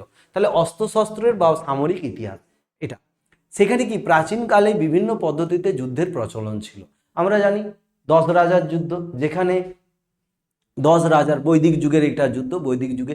এমনকি এটাও অনেক ঐতিহাসিকরা বিশ্বাস করেছেন যে হরপ্পা সভ্যতার শেষকালে, শেষ পর্বে যখন যে বৈদিক যুগ শুরু হবে, অর্থাৎ আর্যরা তারা আক্রমণকারী ছিল, তারা অনুপ্রবেশ করেছিল হরপ্পা সভ্যতা সেই স্থানে, এবং হরপ্পা সভ্যতার মানুষজনকে হারিয়ে তারা সেখানকার যে স্থান দখল করে নিয়েছিল, ঠিক আছে। তাহলে সেই সময়েও, সেই প্রাচীন একদম যুগে, ভারতের একদম প্রাচীন সভ্যতাতে কিন্তু যুদ্ধ বিগ্রহের কথা আমরা জানতে পারি। এছাড়াও আলেকজান্ডারের ভারত আক্রমণ, তাহলে যুদ্ধ বিগ্রহ, ঠিক আছে। পুরুষ সঙ্গে আলেকজান্ডারের যুদ্ধ, তারপরে পরবর্তীকালে চন্দ্রগুপ্ত মৌর্য যখন ভারত দখল করে নিচ্ছেন, ঠিক আছে, কৌটিল্যের সহায়তায়, চাণক্যের সহায়তায়। তাহলে এইভাবে যুদ্ধ বিগ্রহের কথা কিন্তু আমরা খুব প্রাচীনকাল থেকে শুনে আসছি। তার আগে তোমরা পড়েছো কিনা জানি না, রথমুসল বলে একটা অস্ত্র ব্যবহার করেছিলেন, একটা শস্ত্র বলা যেতে পারে, শস্ত্র ব্যবহার করেছিলেন অজাতশত্রু। এটা ছিল অনেকটা গোলা ফেলার মতো রথমুসল, ঠিক আছে। গোলাটাকে রেখে গোলাটা শত্রুর দিকে ছুঁড়ে, মানে নিক্ষেপ করে তাদেরকে মারা, ঠিক আছে, তাদেরকে হত্যা করা, এটা। তাহলে এই ধরনের বিভিন্ন ধরনের অস্ত্রশস্ত্রের কথা আমরা জানতে পারি। তার পরবর্তীকালে খুবই গুরুত্বপূর্ণ পানিপথের প্রথম যুদ্ধে, অর্থাৎ 1526 খ্রিস্টাব্দে বাবর প্রথম কামানের ব্যবহার করেছিল, ঠিক আছে।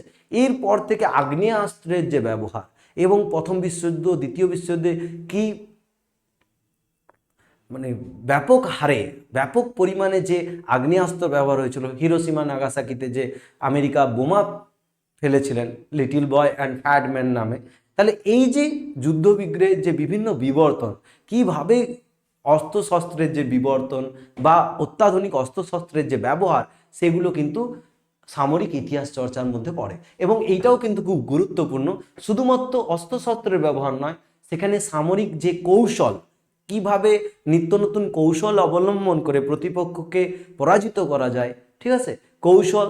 তারপরে সেনাবাহিনী বা সৈন্যদের যে পোশাক, তাদের যে ইউনিফর্ম, ঠিক আছে। তারপর কৌশল বললাম, ইউনিফর্ম এবং যে রণসজ্জা, বিভিন্ন ধরনের যে বিভাগ, যেমন ধরো আগেকার দিনে হস্তি বাহিনী ছিল, অস্ত্র বাহিনী ছিল, উটের পিঠে যুদ্ধ করত, হস্তি বাহিনী, অশ্ববাহিনী, পদাতিক বাহিনী, ঠিক আছে।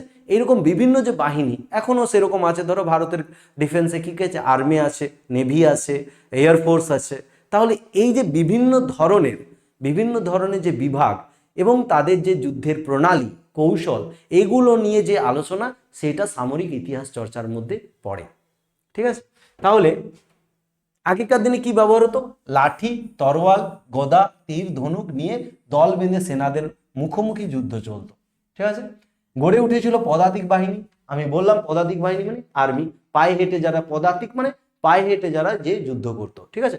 তারপর হস্তি বাহিনী হাতির পিঠে, অশ্ববাহিনী ঘোড়ার পিঠে, রথবাহিনী রথের মধ্যে চেপে, কুরুক্ষেত্রে দেখবো আমরা রথের মধ্যে চেপে, অস্ত্রবাহিনী উঠের মধ্যে চেপে, গোলন্দাজ বাহিনী যারা গোলা ছুড়ে, গোলন্দাজ বাহিনী প্রভৃতি কিন্তু ছিল যুদ্ধের বিভিন্ন বিভাগগুলো। সৈন্যদের আত্মরক্ষার জন্য ছিল ঢাল, বর্ম, শিরস্ত্রাণ।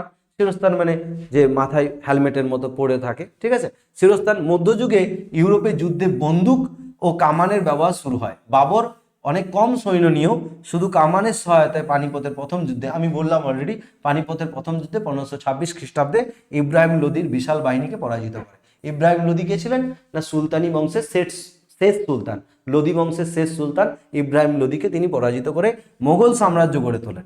ব্রিটিশরা 1795 খ্রিস্টাব্দে 1795 খ্রিস্টাব্দে ভারতের 3টি প্রেসিডেন্সির জন্য পৃথক সৈন্যবাহিনী গড়ে তোলেন।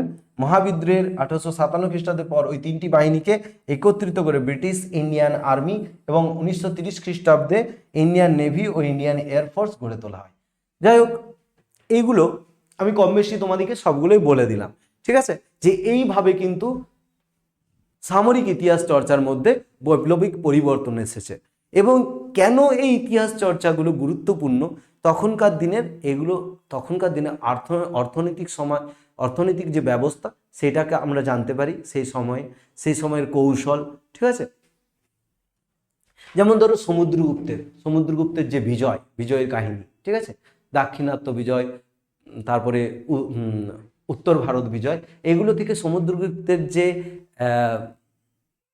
অ্যাম্বিশন, ঠিক আছে, সমুদ্রগুপ্তের যে গোটা ভারতের যে রাজা হব, এই যে তার ইচ্ছেটা, এটা আমরা জানতে পারি। এবং যে আমরা বলি আলেকজান্ডারের কথা, ঠিক আছে, আলেকজান্ডারকে গোটা পৃথিবীর সম্রাট বলা হয়, ঠিক আছে। তিনি মনে করা হয় যে তিনি গোটা পৃথিবীটাকেই জয় করে নিয়েছিলেন। তাহলে এই যে তাদের যে স্পিরিট, ঠিক আছে, যে একটা অ্যাম্বিশিয়াস স্পিরিট, এইটা কিন্তু আমরা জানতে পারি, ঠিক আছে। তারপরে এটা অনেক লেখা হয়ে গেছে। ভারতীয় সামরিক বাহিনী আধুনিক ঘটে। এরপরে বিভিন্ন যুদ্ধবিদ্যায় যে বিভিন্ন তুলনামূলক আলোচনা করেছেন তাদের নাম আছে। তারপরে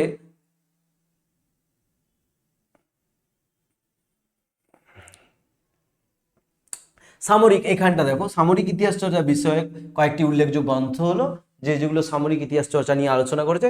যদুনাথ সরকারের মিলিটারি হিস্ট্রি অফ ইন্ডিয়া, এটা মনে রাখবে, ঠিক আছে, military history of India. Surendranath সেনের military system of the Marathas, এটাও মোটামুটি মনে রাখতে পারো। দু একটা তো বই মনে রাখবে, তাহলে এই দুটোই মনে রাখবে। রবার্ট আমের history of military transaction in Hindustan, Uma প্রসাদের military costume of India, GS সাধুর a military history of ancient India, কৌশিক রায়ের the army in British India, war and society in colonial India, the armed forces of India 1947 to 2006, Subodh ঘোষের ভারতীয় ফৌজের ইতিহাস, দীপ্তনীল রায় ও নিখিলেশ ভট্টাচার্য সম্পাদিত অস্ত্র চর্চা, ঠিক আছে, অস্ত্র চর্চা। তাহলে এই বইগুলো থেকে আমরা সামরিক ইতিহাস চর্চার কিন্তু ইতিহাস জানতে পারি, ঠিক আছে, সামরিক ইতিহাস চর্চা আমরা জানতে পারি। এবং এই ইতিহাস চর্চাগুলো আমাদের শুধু ব্রিটিশ যুগের না, যে কোনো সময় বলতে আমরা যদি গুপ্ত যুগ আলোচনা করি, যদি মৌর্য যুগ আলোচনা করি, ঠিক আছে, যদি ইউরোপীয় হিস্ট্রি আলোচনা করি, নেপোলিয়ান, তাহলে কিন্তু আমরা যুদ্ধ বিগ্রহের কথা পাবোই। তোমরা ধরো 9-এ পড়ে এসছো নেপোলিয়নের বোনাপার্টের সেকেন্ড চ্যাপ্টার পড়েছো, নেপোলিয়ন বোনাপার্ট। তাহলে তার যে যুদ্ধ বিগ্রহ, তার যে ইচ্ছা যে গোটা পৃথিবীর আমি রাজা হব, পৃথিবীর সম্রাট হব, ঠিক আছে। তাহলে এইগুলো থেকে সামরিক ইতিহাস চর্চা কিন্তু বোঝা যাচ্ছে, ঠিক আছে। তাহলে সামরিক ইতিহাস চর্চা খুবই গুরুত্বপূর্ণ। এরপরে হচ্ছে পরিবেশের ইতিহাস। যদি পরিবেশের ইতিহাস আমরা আলোচনা করি তাহলে এটা খুবই গুরুত্বপূর্ণ বিষয়, কারণ আমরা দেখেছি যে পরিবেশ, প্রকৃতির সঙ্গে মানুষ কিন্তু ওতপ্রোতভাবে জড়িত, অঙ্গাঙ্গিভাবে জড়িত। প্রকৃতিকে বাদ দিয়ে মানুষকে চিন্তা করা যায় না, ঠিক আছে। আবার মানুষ ছাড়া প্রকৃতিকে রক্ষা করবে কে, ঠিক আছে। এইভাবে মানুষ এবং প্রকৃতির যে বন্ধন, সেটাই কিন্তু পরিবেশের ইতিহাস চর্চার আলোচ্য বিষয়। পরিবেশের ইতিহাস চর্চায় বাস্তুতন্ত্র, জীব বৈচিত্র্য, ঠিক আছে, এইগুলো কিন্তু খুব আলোচনার মধ্যে এসেছে। যেমন ধরো পরিবেশের ইতিহাসের মধ্যে বাস্তুতন্ত্র, আবহবিজ্ঞান, আবহাওয়া, জলবায়ু এবং বনাঞ্চলের ইতিহাস, এইসব ইতিহাস চর্চার আলোচ্য বিষয়। সেখানে পরিবেশের যে গুরুত্ব, এগুলোকে বোঝাবার জন্য বিভিন্ন আন্দোলন হয়েছে, এবং এই আন্দোলনগুলো এতটা ভারতেই হয়েছে, এতটা গুরুত্ব পেয়েছে যে আন্দোলনগুলো শুধু ভারতে নয়, ভারত তথা বিশ্বের ইতিহাসে একটা গুরুত্বপূর্ণ ভূমিকা পালন করেছে। যেমন ধরো অতি অবশ্যই আমরা উল্লেখ করতে পারি, সেই জন্য আমি এটা রেখেছি, পরিবেশ আন্দোলন। যেমন চিপকো আন্দোলন তোমরা পড়েছো যে গাছ যাতে কাটা না হয় সেই জন্য তারা, বিশেষ করে সেখানকার মহিলারা গাছটাকে জড়িয়ে থাকতো। চিপকো একটা হিন্দি শব্দ, চিপকো শব্দের মধ্যে হচ্ছে জড়িয়ে থাকা, ছিটিয়ে থাকা। তারা গাছটাকে জড়িয়ে সারা রাত জড়িয়ে থাকতো, যাতে যারা বৃক্ষছেদন করতো তারা যেন গাছটা কাটতে না পারে। গাছটাকে কাটতে গেলে আগে সেই মানুষগুলোকে কাটতে হবে, এই যে চিন্তা ভাবনা। তাছাড়া নর্মদা বাঁচাও আন্দোলন, নর্মদা নদী, সেই নর্মদা বাঁচাও আন্দোলন আমরা অনেক ভালো ভালো নেত্রীদের নাম পাবো, ঠিক আছে। নর্মদা বাঁচাও আন্দোলন, মেধা পাটেকর, তোমাদের এটা আছে পরে। তাহলে এই যে ইতিহাস, এই ইতিহাস কিন্তু খুবই গুরুত্বপূর্ণ ভূমিকা পালন করেছে। পরিবেশের ইতিহাস কিন্তু খুবই গুরুত্বপূর্ণ, কারণ পরিবেশের সঙ্গে মানুষের যে সম্পর্ক, সেটা কিন্তু কখনোই আলাদা করে দেখার নয়।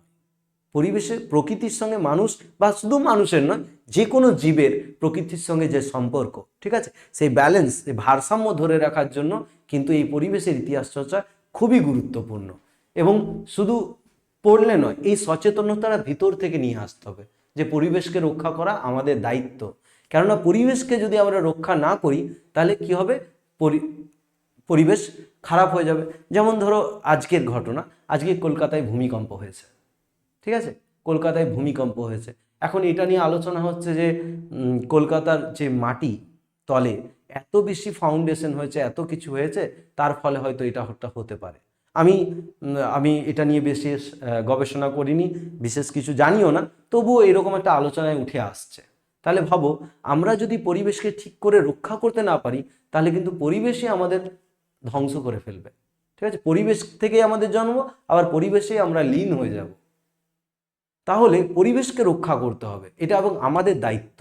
আমরা যেহেতু মানুষেরা হচ্ছে পৃথিবীর সর্বশ্রেষ্ঠ বিচার বুদ্ধি সম্পন্ন জীব, অতএব আমাদের বিচার বুদ্ধি দিয়েই কিন্তু এই দায়িত্বটা পালন করতে হবে যে আমাদেরকে পরিবেশকে রক্ষা করতে হবে, ঠিক আছে। সেই জন্য পরিবেশের ভারসাম্য রক্ষা করার জন্য প্রতিটি জীবকে আমাদেরকে রক্ষা করতে হবে, ঠিক আছে।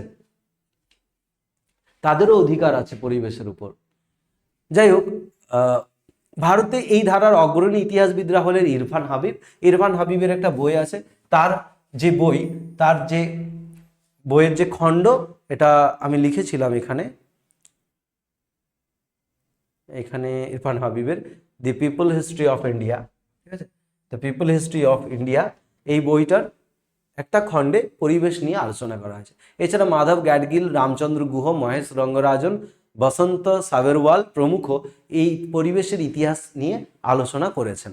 এবং কয়েকটি উল্লেখযোগ্য বই হলো, এই বইটা খুবই গুরুত্বপূর্ণ, র্যাচেল কারসন, এটা কি হচ্ছে, র্যাচেল কারসনের দ্য সাইলেন্ট স্প্রিং, ঠিক আছে, the silent spring, the silent spring, এই বইটা খুবই গুরুত্বপূর্ণ, ঠিক আছে। র্যাচেল কার্সনের। তারপরে ইরফান হাবিব 36 খণ্ড, এই যে বলছিলাম ইরফান হাবিবের গ্রন্থাবলী 36তম খণ্ড যেটা the ecological history of India,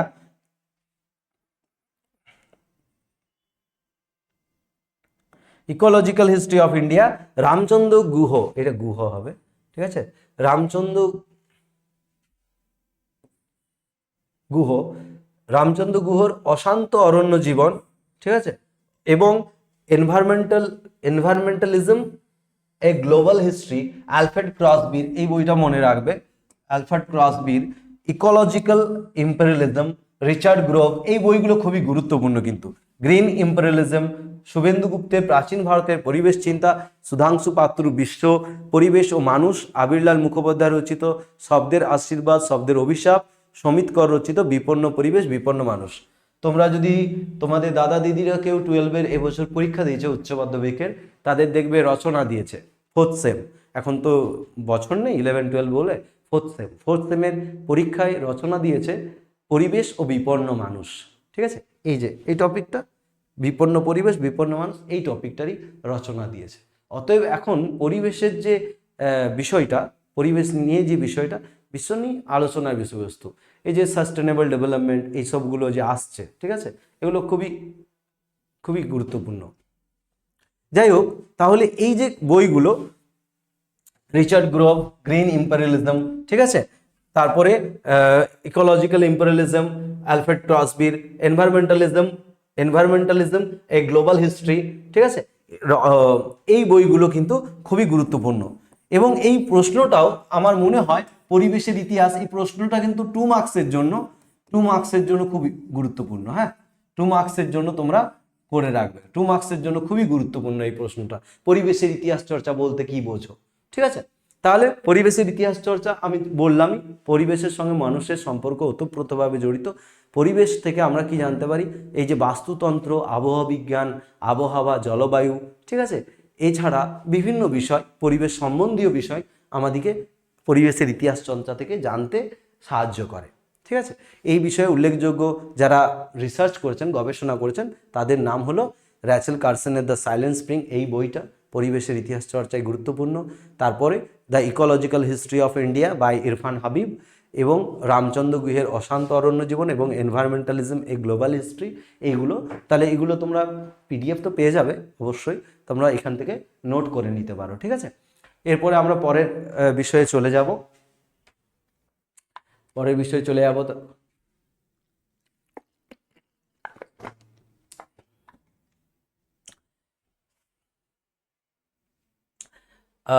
বিজ্ঞান প্রযুক্তি ও চিকিৎসাবিদ্যার ইতিহাস। তোমাদের ভালো লাগছে তো, বোরিং লাগছে না তো?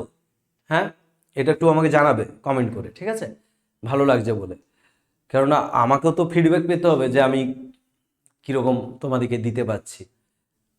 যাই হোক, ঠিক আছে, বিজ্ঞান প্রযুক্তি ও চিকিৎসাবিদ্যার ইতিহাস। আমি তোমাদেরকে বলেছিলাম যে নতুন সামাজিক ইতিহাসকে আধুনিক ইতিহাস চর্চার জননী বলা হয়েছে। তো আধুনিক ইতিহাস চর্চার মধ্যে যা বিষয় আছে, সব বিষয়কে নতুন সামাজিক ইতিহাসের মধ্যে রাখা হয়েছে, ঠিক আছে। সেখানে সায়েন্স আছে, সেখানে এই যে বিজ্ঞান প্রযুক্তি আছে, সায়েন্স এবং টেকনোলজি, এবং চিকিৎসাবিদ্যা, মেডিসিন আছে, তাহলে এগুলোও কিন্তু রাখা হয়েছে, এগুলোও ইতিহাসের অন্তর্ভুক্ত। তাহলে মানুষের সভ্যতার ইতিহাসে বিজ্ঞান প্রযুক্তি ও চিকিৎসাবিদ্যার ইতিহাসের অঙ্গাঙ্গিভাবে জড়িত। তাহলে যেমন ধরো বিজ্ঞান প্রযুক্তি, তাহলে আমি চলে আসছি পরের বিজ্ঞান প্রযুক্তিতে চলে আসছি, ঠিক আছে, বিজ্ঞান প্রযুক্তির ইতিহাস। তাহলে বিজ্ঞান প্রযুক্তি যদি বলা যায়, যেমন ধরো আমি যদি খুব পুরনোই ইতিহাসে, একদম অতীত ইতিহাসে চলে যাই, সেখানে মানুষ বেঁচে থাকার জন্য, ঠিক আছে, বেঁচে থাকার বা জীবন সংগ্রামের জন্য যে কোনো জিনিস বানাচ্ছে, সেগুলো কিন্তু বিজ্ঞান এবং প্রযুক্তির মধ্যেই পড়ে। যেমন ধরো মানুষ আগে বনে বনে ঘুরে বেড়াতো, খাদ্য সংগ্রহ করতো, তারা অনুভব করলো যে এই শীত, তারপর বর্ষা, তারপর গ্রীষ্ম, বা সাধারণ পশু, যেগুলো হিংস্র পশু, তাদের হাত থেকে বাঁচার জন্য আমাদের একটা বাসস্থান গড়ে তুলতে হবে। সেই বাসস্থান তারা তৈরি করলো পাথর দিয়ে, তারপরে গাছের ডাল দিয়ে, গাছের পাতা দিয়ে, এই যে তারা বাসস্থান তৈরি করলো, এটা কিন্তু প্রযুক্তি একটা। আমরা প্রযুক্তি বলতে যদি এখন বর্তমান 2026 সালে দাঁড়িয়ে প্রযুক্তি বলতে ভাবি বিরাট বিরাট বুর্জ খালিফা, ঠিক আছে, আইফেল টাওয়ার, তাহলে সেই সময় কিন্তু ওই যে কুড়ে ঘরগুলো তাদের কাছে আইফেল টাওয়ারের সমান ছিল, ঠিক আছে। অবশ্যই এটা আমি কিন্তু বিশ্বাস করি। তো এই যে জিনিসটা ধরো, এই যে তারা আস্তে আস্তে ঘর বানাতে শুরু করলো, তারপর মনে করলো শুধুমাত্র একা থেকে জীবন না, তাহলে সংঘবদ্ধভাবে শুরু করলো। তারপর তারা নদীর কাছে ঘর বানালো।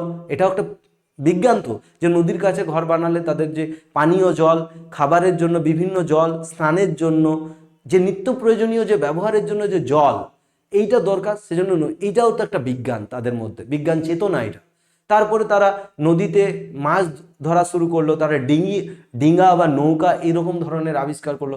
এইভাবে তাদের মধ্যে বিজ্ঞান এবং প্রযুক্তির ব্যবহার হচ্ছে। চাকার আবিষ্কার, এটা একটা বিজ্ঞানের আবিষ্কার, চাকার আবিষ্কার। তাছাড়া আমরা যদি তারপরে আরেকটু বৈদিক যুগে আসি, সেখানে দেখব বিভিন্ন ধরনের বিজ্ঞান এবং প্রযুক্তির ক্ষেত্রে বিভিন্ন আবিষ্কার আছে। গুপ্ত যুগে বিশেষ করে আর্যভট্ট, তার যে বই আর্যভট্টিয়ম, ঠিক আছে, আর্যভট্টিয়ম বা আর্য সিদ্ধান্ত, বরাহমিহিরের যে বই, ঠিক আছে, বৃহৎ সংহিতা, বরাহমিহিরের জ্যোতিষশাস্ত্রের উপর, এই রকম ধরনের যে বইগুলো, এগুলো কিন্তু খুব গুরুত্বপূর্ণ। তারপরে চিকিৎসাবিদ্যাতে আমরা আসবো, চিকিৎসাবিদ্যা এখন বলছি না, বলবো। এইরকমভাবে যে বিভিন্ন যুগে, গুপ্ত যুগে, তারপর পরবর্তীকালে মুঘল যুগে, সুলতানি যুগে, মুঘল যুগে এবং ব্রিটিশ যুগে এই বিজ্ঞান প্রযুক্তির ক্ষেত্রে বিবর্তন দেখা গেল। বিভিন্ন বিবর্তনের মাধ্যমে এই যে বিজ্ঞান এবং প্রযুক্তির যে উন্নতি, অগ্রগতি, সেটা কিন্তু আমাদের চোখের সামনে সুন্দরভাবে পরিষ্কারভাবে ফুটে ওঠে। এবং এইটা নিয়ে যে ইতিহাস চর্চা হচ্ছে, সেটাকেই বলা হচ্ছে বিজ্ঞান প্রযুক্তির ইতিহাস। সেখানে প্রাচীন রোমে সিসেরো, হিকিন্স, তারপরে অ্যারিস্টাকার্স প্রমুখ একই সঙ্গে বিজ্ঞান প্রযুক্তি ও চিকিৎসা বিদ্যার চর্চা করতেন। প্রাচীন ভারতে গণিত, জ্যোতির্বিদ্যা, জ্যোতিষশাস্ত্র প্রভৃতি প্রমাণ পাওয়া যায় আর্যভট্টর আর্যভট্টীয় এবং আর্য সিদ্ধান্ত বরাহমিহিরের গ্রন্থ থেকে। বরাহমিহিরের বইটা দেওয়া নেই, বৃহৎ সংহিতা, ঠিক আছে,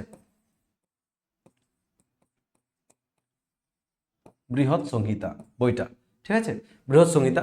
সম্প্রতি টমাস কুহন রচিত the structure of scientific revolution, ঠিক আছে, টমাস কুহন রচিত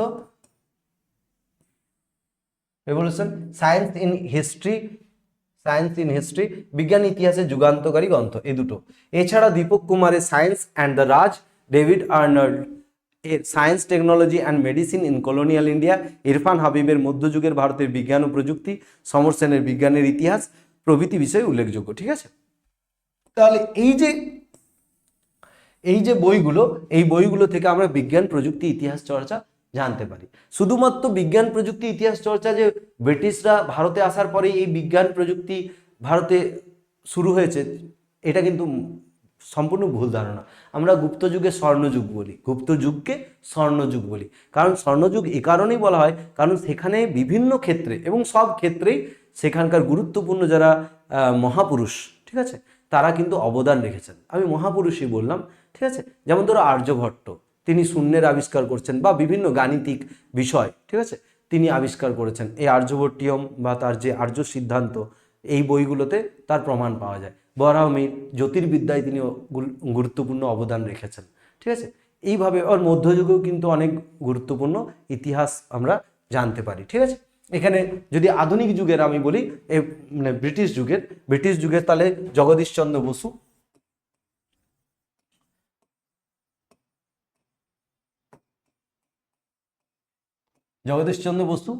প্রফুল্লচন্দ্র রায়,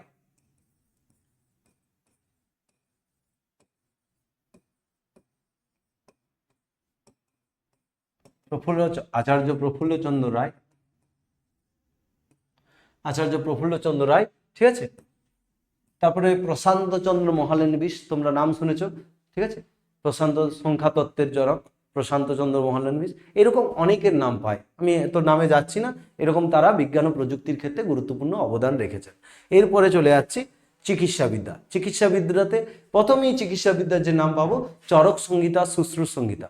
তাহলে তারা এতদিনের পুরনো, তোমরা যদি কখনো শুশ্রূষ সংহিতা যদি পুরো সেই গ্রন্থটা ডাইরেক্ট না পড়তে পারো, শুশ্রূষ সংহিতা সম্বন্ধীয় কোনো গ্রন্থ পড়ো, সেখানে দেখবে যে সেখানে যে অস্ত্রোপচার অর্থাৎ অপারেশনের বিভিন্ন ধরনের যে যন্ত্রের ব্যবহার, মানে বিভিন্ন ধরনের যে ছুরি কাঁচি ইত্যাদির যে ব্যবহার, এবং শুধু অপারেশনের আগে যে রোগীকে কাউন্সেলিং করা এবং তারপরে পোস্ট অপারেশনের পরে কাউন্সেলিং করা, এগুলোর কিন্তু খুব সুন্দরভাবে বিবরণ দেওয়া আছে। এবং অবাক করার বিষয়, সেখানেও প্লাস্টিক সার্জারির কথা বলা হয়েছে। আগেকার দিনে কি হতো, যারা যুদ্ধবন্দী অপরাধী, তাদেরকে কি করতো, কান বা নাক কেটে নেওয়া হতো। তাহলে তাদের এইটা খুব ছিল অপমানকর বিষয় যে তাদের কান বা নাক কেটে নিয়েছে, মানে তাদেরকে সহজে আইডেন্টিফাই করা যেত যে এরা হচ্ছে যুদ্ধবন্দী। সেই জন্য তাদেরকে প্লাস্টিক সার্জারি করা হতো। সেখান থেকে বিভিন্ন অন্য শরীরের অন্য জায়গা থেকে মাংস নিয়ে তাদের সেখানে নাকের কাছে বা কানের কাছে প্রতিস্থাপন করা হতো। এই যে বিষয়গুলো, এগুলো কিন্তু সত্যি সত্যি অত্যাধুনিক বিষয়। আমরা ভাবতেও পারি না যে সেই সময় যুগে এই সব বিষয়গুলো, মানে প্লাস্টিক সার্জারির মতো উন্নত আধুনিক যে চিকিৎসা বিজ্ঞানের আমরা কিন্তু উদাহরণ সেখান থেকে পাই। এটা অভাবনীয়, সত্যি এটা ভাবা যায় না। যাই হোক, তাহলে প্রাচীন ভারতের চরক, সুশ্রুত, ধন্বন্তরী গুপ্ত যুগে, ঠিক আছে, ইনি ধন্বন্তরী। এছাড়া বাগভট্ট নামটা নেই, বাগভট্ট গুরুত্বপূর্ণ একজন ডাক্তার, ঠিক আছে, চিকিৎসা বিজ্ঞানী ছিলেন, চর্চায় খ্যাতি অর্জন করেছিলেন। এছাড়া আধুনিক কালে কলকাতা মেডিকেল কলেজ 1835 খ্রিস্টাব্দে প্রতিষ্ঠিত হয়। কলকাতা মেডিকেল কলেজ কিন্তু গুরুত্বপূর্ণ ভূমিকা পালন করেছিল। কলকাতা মেডিকেল কলেজ এ কারণেই প্রতিষ্ঠা করা হয়েছিল যাতে ভারত তথা এশিয়াতে যে বিজ্ঞান চিকিৎসা বিদ্যার যে চর্চা সেটাকে প্রসারিত করা, ঠিক আছে। তাহলে কলকাতা মেডিকেল কলেজের যে ভূমিকা, সেটা কিন্তু গুরুত্বপূর্ণ ভূমিকা পালন করা হয়েছিল। আচার্য প্রফুল্লচন্দ্র রায়, আমি যে বলছিলাম, তার হিস্ট্রি অফ হিন্দু কেমিস্ট্রি বইটা অবশ্যই মনে রাখবে না, ভিভিআই বই, ভেরি ভেরি ইম্পর্টেন্ট, ঠিক আছে। তাহলে গ্রন্থে রসায়ন শাস্ত্র চর্চার ইতিহাস লিখেছেন।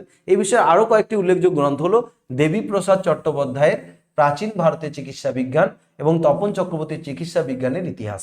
এই দুটো গ্রন্থ মনে রাখবে, যদি 2 মার্কসের পড়ে তাহলে তোমরা এইভাবে সুন্দর করে গুছিয়ে লিখতে পারবে, ঠিক আছে। তাহলে প্রাচীনকালেও আমরা দেখলাম যে চিকিৎসা বিদ্যার ক্ষেত্রে প্রাচীনকালের যে ভারতীয় প্রাচীন চিকিৎসা বিদ্যা যথেষ্ট উন্নত ছিল। তার প্রমাণ হচ্ছে চরক সংহিতা, চরকের লেখা, সুশ্রুত সংহিতা, সুশ্রুতের লেখা। ধন্বন্তরী এবং বাগভট্ট ছিল সেই সময়ের গুপ্ত যুগের চিকিৎসা বিজ্ঞানী, চিকিৎসক, ঠিক আছে, চিকিৎসক ছিলেন। তারপরে আধুনিক ভারতে অর্থাৎ ব্রিটিশ সময়ে ভারতে আমরা কলকাতা মেডিকেল কলেজের পাই। এখানে কলকাতা মেডিকেল কলেজ আবার আমরা সেকেন্ড চ্যাপ্টারে পড়বো, সেখানে মধুসূদন গুপ্তের নাম পাবো, ঠিক আছে। মধুসূদন গুপ্ত যে প্রথম সব ব্যবচ্ছেদ করেছিলেন। তারপরে আচার্য প্রফুল্লচন্দ্র রায় হিস্ট্রি অফ হিন্দু কেমিস্ট্রি, এই বইগুলো হচ্ছে গুরুত্বপূর্ণ। এটা হচ্ছে চিকিৎসা বিদ্যার ইতিহাস, ঠিক আছে। এরপরে আমরা চলে আসছি নারী ইতিহাস। নারী ইতিহাস কেন গুরুত্বপূর্ণ? কারণ আমাদের সমাজ বরাবরই পুরুষতান্ত্রিক সমাজে কোনো কোনো সময়ে পুরুষেরা নারীর মর্যাদা প্রতিষ্ঠা করেছেন, নারীকে সম্মান দিয়েছেন, ঠিক আছে, যথাযোগ্য সম্মান দিয়েছেন। কিন্তু কখনো কখনো বিভিন্ন কারণে নারীকে তার উপযুক্ত সম্মান সমাজে এবং পরিবারে উপযুক্ত সম্মান দেওয়া হয়নি। তারা সব সময় যেন বঞ্চিত থেকেছেন, নিজেদের মর্যাদা এবং সম্মান থেকে তারা বঞ্চিত থেকেছেন। এই যে তাদেরকে যে লাঞ্ছনা, ঠিক আছে, তাদেরকে যে বঞ্চিত করে রাখা সমাজ থেকে, সমাজের মূল স্রোত থেকে, সেইটার থেকেই নারী ইতিহাস চর্চার জন্ম। যেমন ধরো, আমি উদাহরণ দিয়ে যদি জিনিসটা স্পষ্ট করে বলি,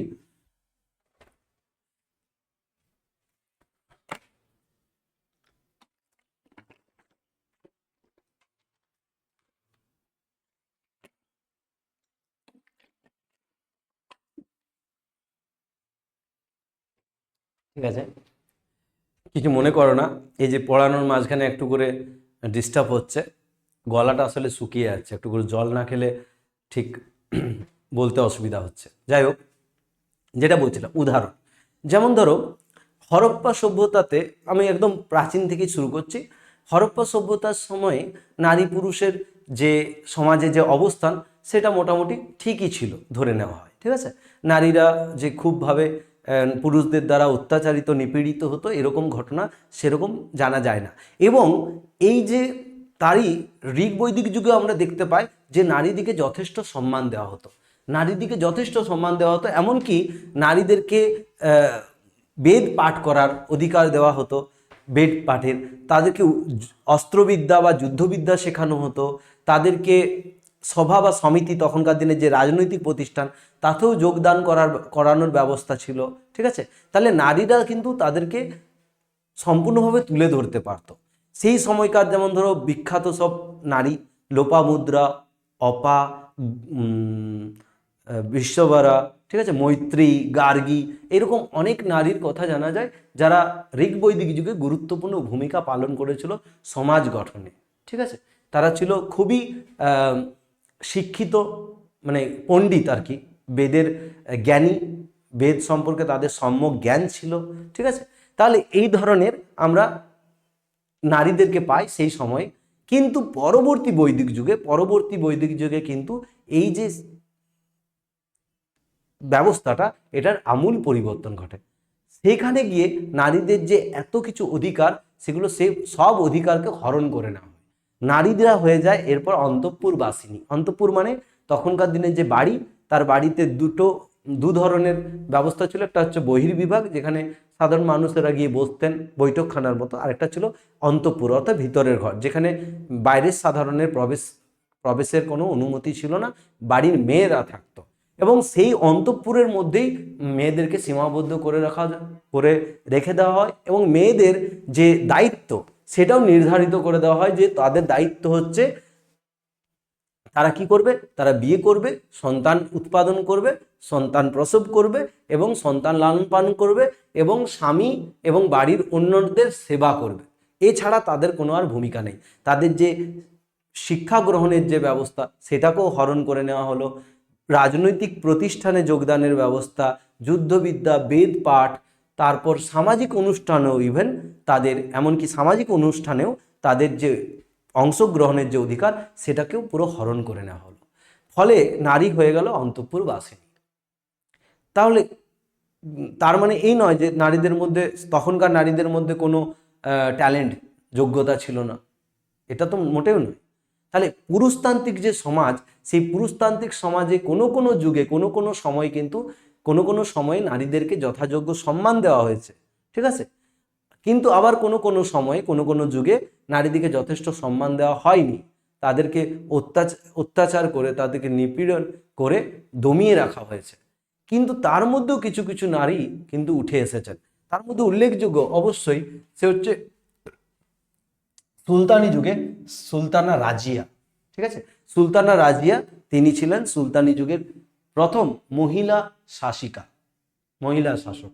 ঠিক আছে, এবং যদি আধুনিক কালে দেখি, রানী লক্ষ্মীবাই, রানী দুর্গাবতী, বর্তমান ইন্দিরা গান্ধী প্রমুখ ভারতের স্বাধীনতা আন্দোলনে সরলা দেবী চৌধুরানী, আমরা সরলা দেবী চৌধুরানীর পরে কথা পড়ব, সরলা দেবী চৌধুরানী, বাসন্তী দেবী, এগুলো আবার পড়বো আমরা, মাতঙ্গিনী হাজরা, প্রীতিলতা ওয়াদ্দেদার, বীণা দাস, শান্তি দাস, কল্পনা দত্ত প্রমুখের অবদান ছিল স্মরণীয়। এই যে নারীদের যে ভূমিকা, ধরো সব সময় নারীদের ভূমিকা আছে। তুমি ভাবো, একজন মা তার সন্তান প্রসব করছেন, এত কষ্ট করে, প্রায় একটা বছর যে, মানে অমানবিক যে কষ্ট সহ্য করে সন্তান প্রসব করছে, এটা কি কম তার ভূমিকা, তার অবদান? এটা কোনো মতেই সেই অবদানটা আমরা করতে পারবো না, অস্বীকার করতে পারবো না। ঠিক আছে, তা এই যে অবদানটা কিন্তু আমাদেরকে স্বীকার করতেই হবে। কিন্তু পুরুষতান্ত্রিক সমাজে বিভিন্ন কারণে তারা কিন্তু অবহেলিত হয়েছে।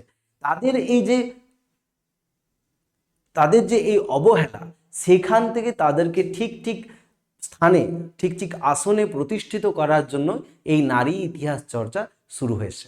ঠিক আছে, এছাড়া স্বাধীন ভারতের পরিবেশ রক্ষায়, এইমাত্র আমরা পড়লাম পরিবেশ রক্ষায় নর্মদা বাঁচাও আন্দোলনে মেধা পাটেকর, আমি নামটা বলেছিলাম, চিপকো আন্দোলনে গৌরী দেবী, পশু রক্ষা আন্দোলনে মেনকা গান্ধী প্রমুখের নেতৃত্ব প্রশংসার দাবি রাখে। সেই উদ্দেশ্যে 1975 খ্রিস্টাব্দে, এরপরে 1975 খ্রিস্টাব্দে আন্তর্জাতিক নারী বর্ষ এবং 1975 থেকে 1985 দশককে নারী দশক হিসাবে পালিত করা হয়েছে। তাহলে এই যে নারীদেরকে গুরুত্ব দেওয়ার জন্য, নারীদেরকে সম্মান দেওয়ার জন্য 1975 খ্রিস্টাব্দকে আন্তর্জাতিক নারী বর্ষ, এবং এই যে দশকটাকে 1975 থেকে 1985 পর্যন্ত এই 10 বছরকে নারী দশক দশক হিসেবে পালিত করা হচ্ছে। 1970-এর দশক থেকেই নারী চর্চা ইতিহাসের ধারা সূত্রপাত, ঠিক আছে। 1970-এর থেকে 1977-এ প্রকাশিত জোয়ান কেলির did women have a renaissance, এই বইটা 1977-এ প্রকাশিত হয়, ঠিক আছে। তারপর 1986-তে গেলা লার্নারের দ্য ক্রিয়েশন অফ পেট্রিয়ার্কি, ভারত ও নারী ইতিহাস বিষয়ক বিভিন্ন গবেষণা গ্রন্থের মধ্যে Neera Desai women in modern India, এই দু একটা বই মনে রাখবে। আচ্ছা, এটা আমি বলতে ভুলে গেলাম, এটা 2000 এমপি মাধ্যমিক পরীক্ষা 2017 খ্রিস্টাব্দে এটা পড়েছিল নারী ইতিহাস, ঠিক আছে। তাহলে এটা একটা গুরুত্বপূর্ণ প্রশ্ন এই বছরের জন্য কিন্তু করা যেতে পারে যদি রিপিট প্রশ্ন হয়, ঠিক আছে। আবার যদি প্রশ্ন রিপিট হতে থাকে তাহলে কিন্তু এই প্রশ্নটা নারী ইতিহাস চর্চার উপর টিকা লেখো, এই প্রশ্নটা একটা রেডি করা যেতে পারে, ঠিক আছে। তাহলে নীরা দেশাইয়ের women in modern India, Geraldine ফোর্বসের women in modern India, B R নন্দর the Indian women from the purdah to modernity, এই বি আর নন্দার, ঠিক আছে, এই বইটা পর্দা টু মডার্নিটি, এটা মনে রাখবে। এম এন শ্রীনিবাসের the changing position of Indian women, a feminist perspective, Kamla ভ্যাসিনের what is patriarchy, Hiranmay Bandyopadhyay ভারতের নারী মুক্তি আন্দোলন, ঠিক আছে, নারী মুক্তি আন্দোলন, এই বইগুলো গুরুত্বপূর্ণ, ঠিক আছে। তাহলে নারী ইতিহাস চর্চা বুঝতে পারলে, নারী ইতিহাস চর্চা যদি আমরা আবার সারসংক্ষেপ করে বলি তাহলে বলবো যে পুরুষতান্ত্রিক সমাজে বিভিন্ন সময়ে বিভিন্ন যুগে নারীদিকে অবহেলিত করে অবদমিত করে রাখা হয়েছে, এবং এই যে নারীদেরকে যথাযোগ্য সম্মান প্রদর্শন করা হয়নি, যথাযোগ্য সম্মান দেওয়া হয়নি, যথাযোগ্য আসনে তাদেরকে বসতে দেওয়া হয়নি, তার জন্য এই বঞ্চিত অবহেলিত নারীদের সম্মানের জন্য নারী ইতিহাস চর্চার জন্ম হয়েছে, ঠিক আছে। সেখানে অনেকজন বিভিন্ন সময়ে বিভিন্ন নারীরা তাদের অবদান সমাজের ক্ষেত্রে, রাজনীতির ক্ষেত্রে এবং ভারতের স্বাধীনতা সংগ্রামের ক্ষেত্রে তাদের যে অবদান সেটা আমরা মোটেও অস্বীকার করতে পারি না। সেই জন্য ইভেন তোমরা শিক্ষাবিজ্ঞানে এডুকেশনের ক্ষেত্রেও দেখবে যে নারী পুরুষ যে অবস্থান, এই যে ধরো আমরা পরবর্তীকালে যে পড়বো সমাজ সংস্কারে ঈশ্বরচন্দ্র বিদ্যাসাগরের ভূমিকা, সেখানে ওনাদের ধারণাটা ছিল এরকম যে সমাজের অগ্রগতির জন্য নারী এবং পুরুষকে দুটো নারী এবং পুরুষকে দুজনকেই সমানভাবে ভূমিকা পালন করতে হবে। ওনারা মনে করতেন যে একটা পাখি যেমন একটা পাখনার দ্বারা, একটা ডানার দ্বারা উড়তে পারে না, দুটো ডানায় তার প্রয়োজন হয়, নালে কিন্তু দিকভ্রান্ত হয়ে যেতে পারে, ঠিক আছে। পাখিটা একটা ডানায় তো ঠিকভাবে গন্তব্যে পৌঁছতে পারবে না, ঠিক আছে। তো এইরকমভাবে নারী এবং পুরুষকে দুটো ডানার সঙ্গে তুলনা করা হচ্ছে। যদি সমাজে শুধুমাত্র পুরুষরাই যদি গুরুত্বপূর্ণ ভূমিকা পালন করে, নারীদেরকে পুরোপুরি ওই অন্তঃপুরবাসিনী করে রাখা হয়, তাহলে কিন্তু সেই সমাজ উন্নত সমাজ হয়ে উঠবে না। সেজন্য নারীদিকেও সমান তালে একদম সমানভাবে এই অগ্রগতি করতে হবে, এবং সেই কাজে কিন্তু পুরুষরাই সাহায্য করবে, পুরুষদিকে সেই সুযোগটা তাদেরকে দিতে হবে, সেই সুবিধাটা করে দিতে হবে। সেই জন্য তাহলে নারীদের সম্মানের জন্য, নারীদেরকে সুযোগ দেওয়ার জন্য, সুবিধা দেওয়ার জন্য, নারীরা যাতে নিজেদের যে যোগ্যতাকে তুলে ধরতে পারে, সেই জন্য কিন্তু নারী চর্চার ইতিহাস শুরু হয়েছে, ঠিক আছে। তাহলে এবং এই জন্যই 1975 খ্রিস্টাব্দে আন্তর্জাতিক নারী বর্ষ এবং নারী দশক 1975 থেকে 85 পর্যন্ত নারী দশক হিসেবে পালন করা হয়েছে। তাহলে এটা হচ্ছে নারী চর্চার ইতিহাস, এবং এই নারী চর্চার ইতিহাসকেও নতুন সামাজিক ইতিহাসে স্থান দেওয়া হয়েছে, যাতে নারীদের প্রতি যথাযোগ্য সম্মান প্রদর্শন করা হয় এবং তাদেরকে সুযোগ সুবিধা দেওয়া হয়, এবং পুরুষদের মধ্যে এই সচেতনতাটা বৃদ্ধি করা হয়, এই একটা জাগরুকতা, ঠিক আছে। এই সচেতনতা বৃদ্ধি করা যায় যে নারীরাও কিন্তু সমানভাবেই ভূমিকা পালন করে সমাজ এবং পরিবার গঠনে, ঠিক আছে। যাই হোক, এরপরে আমরা তাহলে আজকে এই পর্যন্ত আলোচনা করলাম। এরপরে দুটো এই যে বিভাগগুলো নতুন সামাজিক ইতিহাস নিয়ে শুরু হয়েছিল, এই যে পুরো ইতিহাসের ধারণা, এই যে চ্যাপ্টারটা, এই চ্যাপ্টারে যে নতুন সামাজিক ইতিহাস এবং তার যে বিভিন্ন বিভাগগুলো, যেমন ধরো স্থাপত্যের ইতিহাস, স্থানীয় ইতিহাস, শহরের ইতিহাস, বিজ্ঞান ও প্রযুক্তির ইতিহাস, শিল্পচর্চার ইতিহাস, নারী ইতিহাস, এই যে বিভিন্ন বিভাগগুলো নিয়ে আজকের আলোচনা শেষ হলো। এরপরে আমরা পরের দিনে আলোচনা করব আবার এই প্রথম অধ্যায়েরই একটা গুরুত্বপূর্ণ বিষয়ে আলোচনা করব, সেটা হচ্ছে ইতিহাসের উপাদানগুলো। আধুনিক ভারতের ইতিহাস চর্চায় যে ইতিহাসের উপাদান আছে সেই উপাদানগুলো নিয়ে আমরা আলোচনা করব। তাহলে আজকে এই পর্যন্তই আমরা আলোচনা করলাম, তোমাদের আশা করি ভালো লেগেছে। ঠিক আছে, যদি তোমাদের ভালো লেগেছে অবশ্যই জানাবে তোমরা কেমন লাগলো, এবং যদি তোমাদের মনে হয়েছে এই জায়গাটা নিয়ে আরও আলোচনার প্রয়োজন আছে বা ঠিক বুঝতে পারোনি, তাও কমেন্ট করে বলবে, অসুবিধা নেই। কোনো সংকোচ রাখবে না, কোনো দ্বিধা রাখবে না। ঠিক আছে, আমাকে বড় দাদার মতো ভেবে তোমরা অবশ্যই বলতে পারো, কোনো দ্বিধা না রেখে অবশ্যই বলবে। আমি অবশ্যই সেই জায়গাগুলো আরও ক্লিয়ার করে দেওয়ার চেষ্টা করব। ভালো থেকো, আমি আর বেশি উপসংহারটার বেশি টানছি না। ভালো থেকো, সুস্থ থেকো, পড়াশোনা করো, এখন থেকেই খুব সিরিয়াস পড়াশোনা করো একটু একটু করে। ঠিক আছে, জমিয়ে রাখবে না কোনো পড়াশোনারে, কোনো বিষয়টাই জমিয়ে রাখবে না। যখনই একটু পড়া হবে একটু একটু পড়ে পড়ে রাখবে, তাহলে তোমারই পড়াটা এগিয়ে থাকবে আর কি। তাহলে এখন থেকে একটু পড়া শুরু করে দাও। আর দুটো ক্লাসে আমি এই প্রথম চ্যাপ্টারটা শেষ করে দেবো, পরের দিনে আলোচনা হবে ইতিহাসের উপাদানগুলো নিয়ে। তারপরে যেটুকু বাকি থাকবে, অর্থাৎ ওই জীবনী, আত্মজীবনী গ্রন্থগুলো, যে জীবনী গ্রন্থ এবং যে দুটো পত্রিকা আছে বঙ্গদর্শন, সোমদর্শন, সেগুলো নিয়ে আলোচনা করে এই প্রথম চ্যাপ্টারটা শেষ করব। ঠিক আছে।